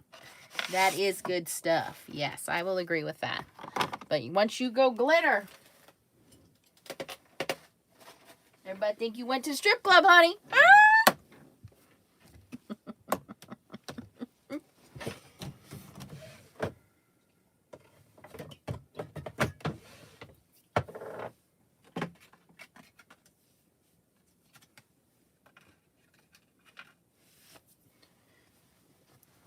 Any questions? No questions?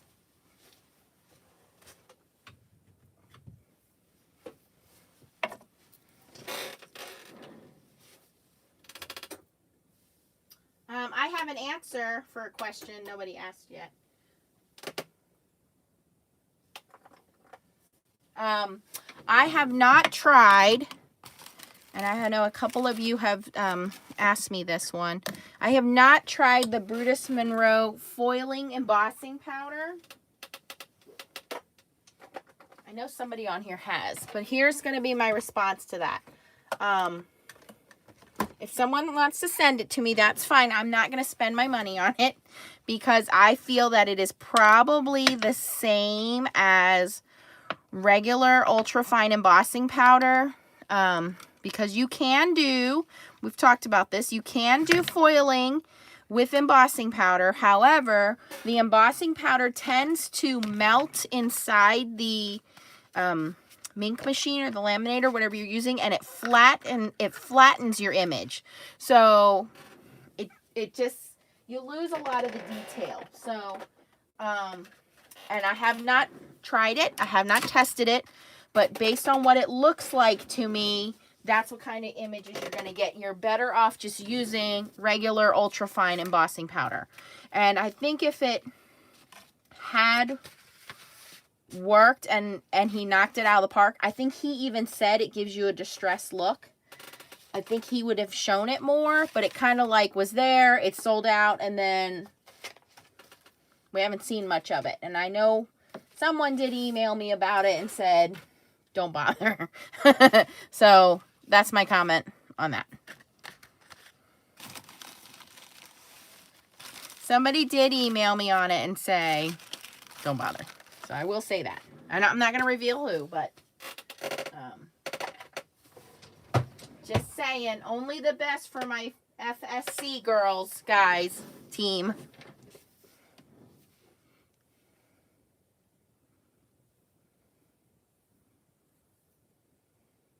Oh, Stacy tried it. Okay. I did not know that, Stacy.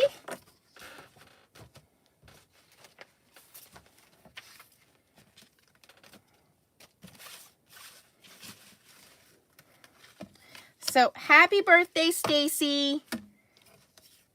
If Stacy's team, if you're on Stacy's group, want to send Stacy an extra birthday card, go right ahead. I'm not going to give out Stacy's address for the whole world. If Stacy wants to give out her address, she can. But I would say the people in her group all have it. If you guys want to send her a card, go ahead and send her a card. I am going to do a birthday card challenge group. Let's get through this group first, and then we'll add birthdays and we'll do like a birthday calendar. But right now, let's just get through these 4 cards that we have to make, see how well this works before we start a birthday group. And also, you know, we are, what, 400 people in our group now? That's crazy. Don't forget to like this video. Please subscribe if you're not a subscriber. And check out Tracy's videos. Tracy, did you link your channel, hon? Oh, Tracy went home, right? I mean, she went to bed. Well, I'll link Tracy's video for you guys. So don't forget to follow Tracy. We also have other people that have channels. It's on our Facebook group. Put your link of your channel on there. There's a Cat something. Cat, are you on here? What's your channel? We have Karen has her channel, Karen by the Lake Stamper. We have Alicia, which is Crazy Paper Chick. Oh, yes, bonding powder. I do have that. Thank you for reminding me. I do want to go over that. Hold on, I can do that quick.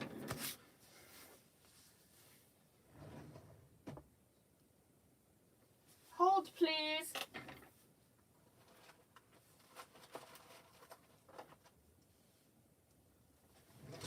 Okay. So this stuff is called Stamp and Bond. Ranger sells it as well under their brand.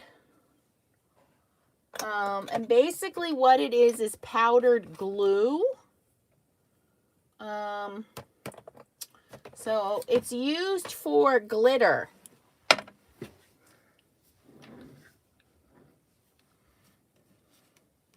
Oh, Trace, I thought you left. Bye, Karen. I will, Stacy. Okay, so what this Stamp and Bond powder does, and like I said, Ranger sells it as heat glue, I think is what they call it. 170 people, wowza.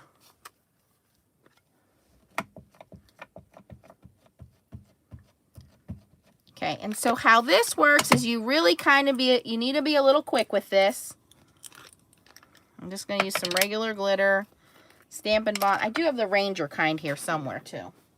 I just don't have it in front of me. So again, what you're going to do is stamp your image. And then you're going to put this Heat and Bond powder glue on here. And you're going to do exactly what it says, which is heat it up. Now, you don't have a lot of playtime with this.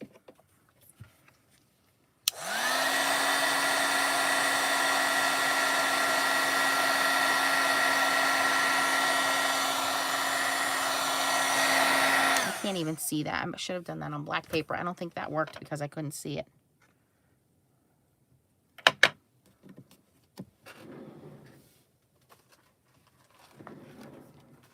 Let me do it on black. I couldn't see that it was melted because it was on white paper. Oh, well there, it worked, sort of. So then what it does is it heats up and it sticks there. Now, you can reheat it.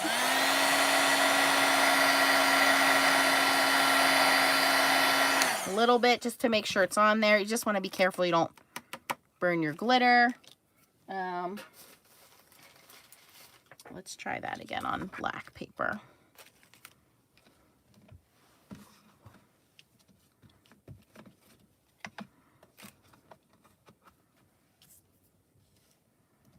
Yeah, I don't really ever use this stuff just because it is a little inconsistent. For sure. Remember, whenever you have anything that has particles, you're going to have a particle, you're going to have that as your result. So if people want to use this for foiling, you're certainly welcome to try it for foiling. In fact, I will do it again and we'll stick a piece of scrap foil on it. But it's just not going to be smooth. And I think when we do foiling, we want it to be smooth.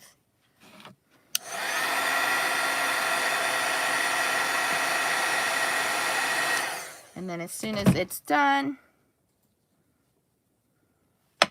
and that's why it does work well with Tim Holtz, because his look is distressed, right? That's what he's all about. So it does work, you know, if you want to use it to hold glitter on. And I'm going to do a little we'll do a little tester piece with foil here. I have done it with foil. I don't like the way it looks. It's the same as using ultra fine embossing powder. It looks granular, it looks bumpy.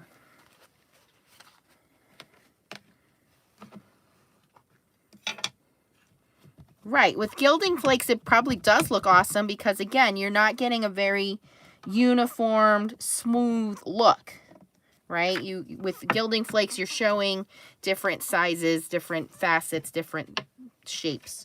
And I just have a little piece of, let me grab a more solid piece of scrap foil.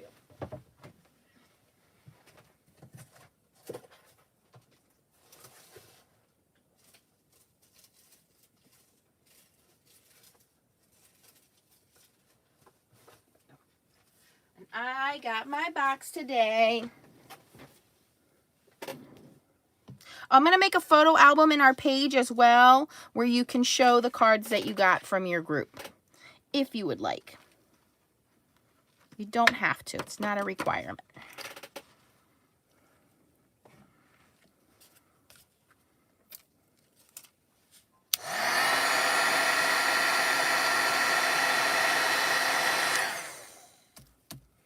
Try not to burn myself.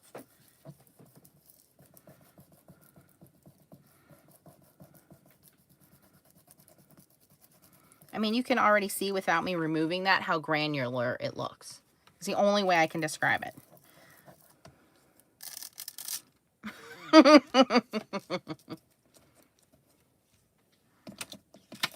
There it goes. Not FSC approved. Okay. I mean, let's see here.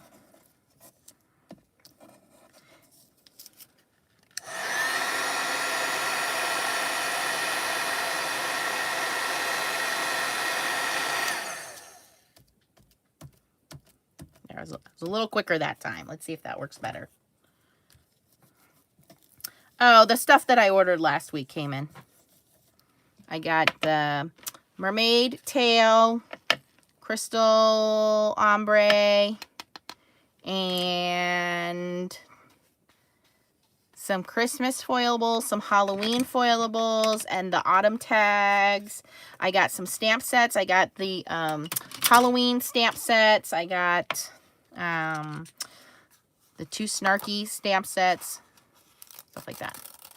So it's stuck, but again, it's very distressed looking. So I can see using it on distress items, or using it on gilding flakes probably does look really awesome.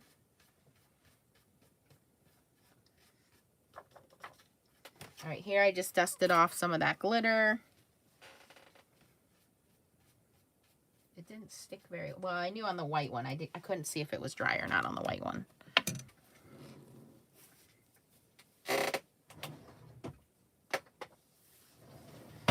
So again, feel free to do your own experiments and try things out. I'm always willing to learn. So if you try something and you can get it to work where I couldn't get it to work, or you're happy with it, good for you. Don't go by just what I say, because, you know, I have different likes than you have. That's what makes this fun, is no 2 people are the same, except for Stacy and I.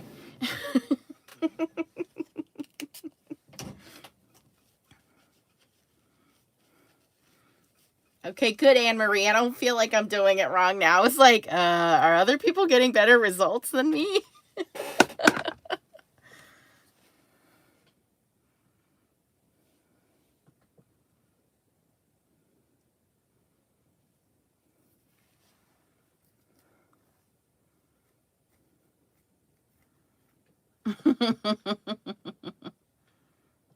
Yeah, CVS, not the pharmacy. Sorry. Creative Vision stamps.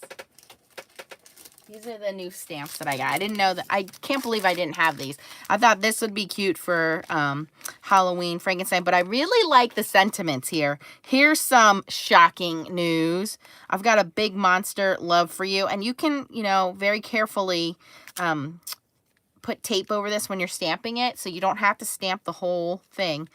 You make me feel so alive. You're my monster. I was made just for you.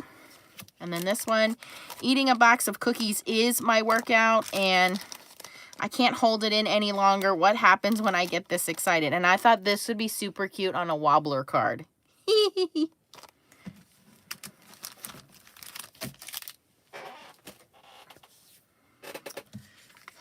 All right, ladies and gents, this concludes this evening's class on heat embossing. Boy, am I glad now that we did not stay on and do this last night, because I have been yammering away for an hour and a half. No, more than that. Almost 2 hours. Crazy. It's 9 o'clock now. Crazy.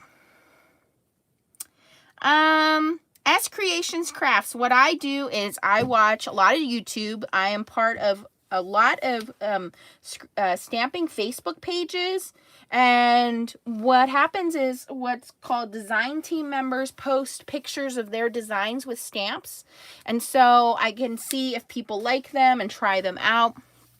Some good companies are Hero Art, Stampin' Up, Close to My Heart, Spellbinders, Penny Black, The Ton, Blue Night Rubber Stamps, Kitchen Sink Stamps. There's so many good companies out there. Oh, 7 Kids Crafting. So many good companies out there that you can try. Yes, Mimi's. What will happen is this will come back on when we leave here, and I will go and start linking everything in the description, but you won't be able to see the comments until tomorrow. So the comments will come back up tomorrow. This is cool. I really like this. Great idea, Anne-Marie. I forgot about that one. So here it is, just regular foiled, which is cool, but putting that clear embossing powder on there, this gives it an extra layer of dimension. So it looks like a vinyl sticker. It doesn't look like just foil.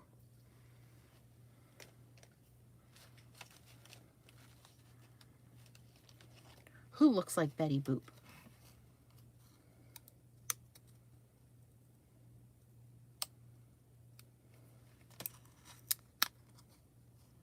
She's retiring, Donna Joe. Yes. It is correct.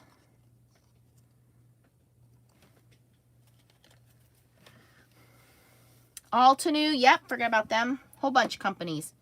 Somebody asked where I got my organizer. I am not the enabler, Carmen. I am the happy people maker.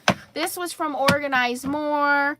I think it was like I want to say it was $25. And then with shipping, I think it was $32 with shipping in the US. And it holds 60 mini inks. And it fits right in my little drawer. But if you have a little organizer system, it'll slide into a drawer. Oh yeah, Donna, she's having a sale and she's retiring May 31st. And on Wednesday, is it Wednesday? I believe it's Wednesday. The mega mystery boxes are going to be out for sale. And you're going to get a ton of foilables and I believe stamps. There is not any foil in the mega mystery boxes. So let me correct that. People were misinformed. It does not come with foil. Okay? If you want, you have to use your own foil. Now, she does still have some foil in stock. If you missed the mermaid foil, she said she is going to get another shipment in. It got slowed up because of COVID. But the mega mystery boxes do not come with foil. 35 boxes will be randomly chosen. 35 random boxes are going to have some kind of a secret prize in them. I don't know what that is. She won't tell me. But it is 35 random boxes. She does not ship outside of the United States. It costs too much for shipping.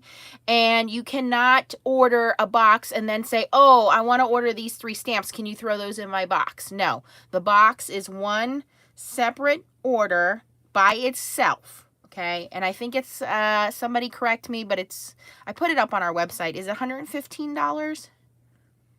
I think it's $115, and I think it comes with $250 worth of product. I put the email up on our group, so you can check the group page. It's the group is Foiling and Stamping Fun. Stacy's going to link it, or Tracy's going to link it.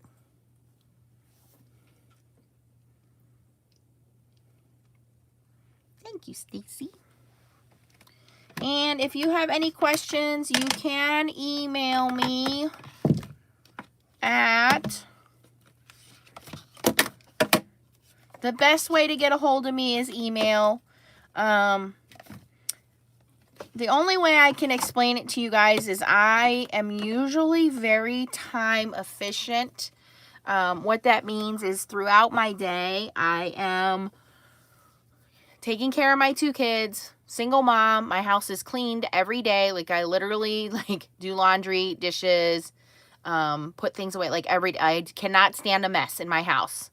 So I'm constantly on the go. I do not always have my phone on me, or my phone is charging because my battery sucks. So it may show that I'm logged on Facebook or wherever. That does not mean I'm near my device. My watch is broken right now, so I used to be able to get my text messages on my watch, so I have to send my watch in to get fixed. But if you email me, this is the best way to get a hold of me. When I do get 5 minutes to get a cup of coffee, I sit down, I try to catch up on my emails. I'm still talking to work, even though I'm not working right now. I'm still communicating with work. trying to take care of my YouTube, my design team duties. So I'm always on the go. And, you know, I do like to spend time with my kids in the evening. So I usually watch a movie with them, make sure that they're, you know, showered, in bed, all that good stuff. So I'm very time efficient, but that doesn't mean I have a lot of time. So if I don't get back to you right away, please don't be offended. Just shoot me an email and I'll try to answer it as quickly as I can, get you any links that you need, or find out any answers to questions you have, or, you know, just put you in contact with the right people as well.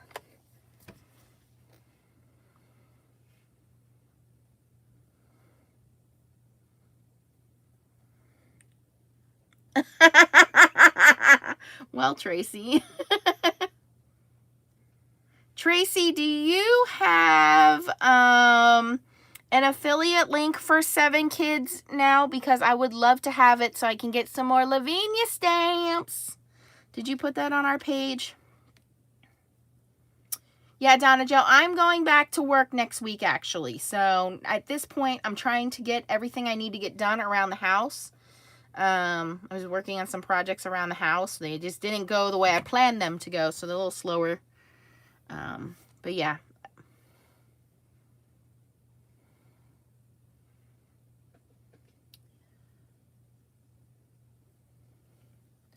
Don't forget, Mod Squad Challenge ends on Tuesday, tomorrow. I think you have until tomorrow to enter your, yeah, I think I post the results on Wednesday. So you can still enter your cards at the modsquadchallenge.com, and you have a chance of randomly winning. One person will win a $25 gift card to Kitchen Sink Stamps. If you use Kitchen Sink Stamps in your entry, you will actually get 2 entry points for that. The theme that we've had is something with birds as your focal image. You can't just stamp out a scene and then draw little lines and say, here's my birds. Your birds must be part of your focal image. Blue Knight Rubber Stamps is still having their sale. It's code 2020. Code 2020 at Blue Knight Rubber Stamps gets you 20% off. They should be announcing soon their... they picked design team members. I don't know if I'm still on or not. I hope I'm still on. But that's Blue Knight Rubber Stamps. You guys already heard me, talk about Creative Vision Stamps. Altenews having a sale right now, so I posted that link for Altenew. And just remember, the whole world is kind of slowed down, but we're ramping back up to get busy again. So any shipments that you're waiting on, they may be a little slow, but when they show up, you'll forget that you ordered them, and it'll be like Christmas, and you get to go do all your crafty goodness again. But just be kind, be safe. Don't forget to wash your hands and, you know, be kind to the other person. You don't know what they're going through on a daily basis. So send a card, say hi. Don't hug each other because we're not allowed to do that. And, oh, I did want to show, remember when Chow sent me the Nouveau Crystal Glaze? I found my old sample here.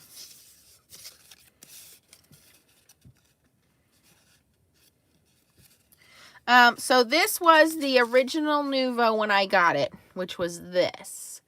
And it cracked. I don't know if I can show you guys that, okay? Is that showing? And then here is small glossy accents. Here's old glossy accents, like 20 years old glossy accents. Here's close to my heart liquid glass. And here's 3D lacquer. And you can see that all 4 of these are exactly the same formula. All right. So then I took out the Nouveau Crystal Glaze. The Nouveau Crystal Glaze is a little runnier. It actually ran when I moved the paper. But it looks like it's a little more pliable than the liquid glass and the old glossy accents, which is pretty cool. And then I did the crystal drops again. And this time it didn't crack. Maybe I didn't leave these out to dry long enough. I don't know. But the Nuvo Crystal Drops is white when it dries. And again, to the average person, if you're not putting these right next to each other, you're not going to see that one has a little bit of a tint to it and the other one's clear. But I just wanted to let you guys know, these are all pretty much the same thing. So you don't need to buy 4 bottles of it like Nancy already did. If you have one or the other, they work just fine.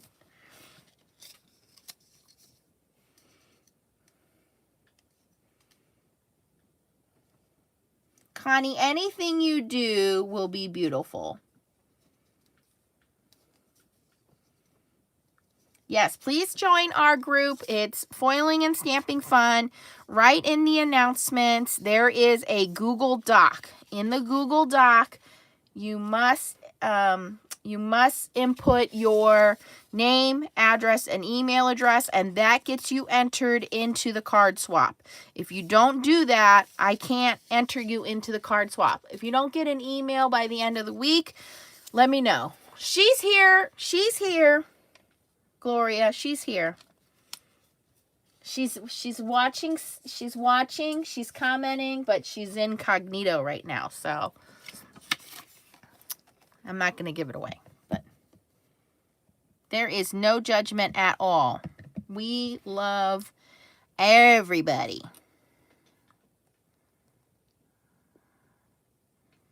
But I did notice this is, I like that this is a little more flexible and it's a little more, it's not as thick as Glossy Accents. So that's cool. So thank you, Chow, for sending me that. Nice addition to my stuff.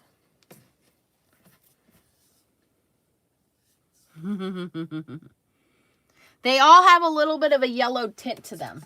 Yep. Glossy Accents, Close to My Heart Liquid Glass, 3D Lacquer, and even the Nuvo Crystal Glaze.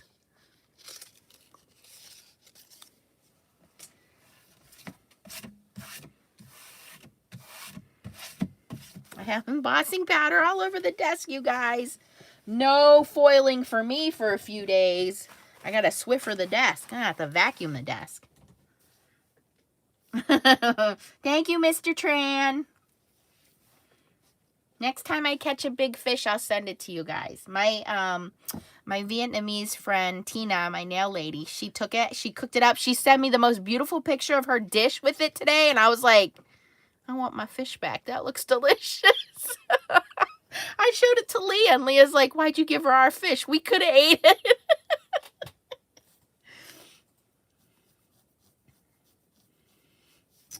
Aw, I'll send him a card.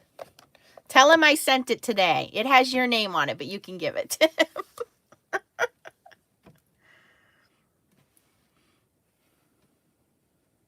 Okay, guys, have a good night. I think we've talked enough tonight. Way over, way over. Don't forget the thumbs up on your way out. If you're new to my channel, I would love for you to subscribe, and please join our Facebook group. We have a lot of fun people there. Please stay safe, be kind. Virtual hugs. A special virtual hug to my girl Sunshine. All right. And happy birthday, Stacy. Oh, happy birthday, Caroline. Good night, all. Don't forget the thumbs up. See you later. Be safe. Subscribe. Tomorrow, you'll be able to see the chats. Not tonight. I'm going to head onto the computer, and I'm going to go put the linkity links in the description down below. If you have questions, type them down below. If you got something nasty to say, take a hike. And everybody else, I love you guys. Talk to you tomorrow.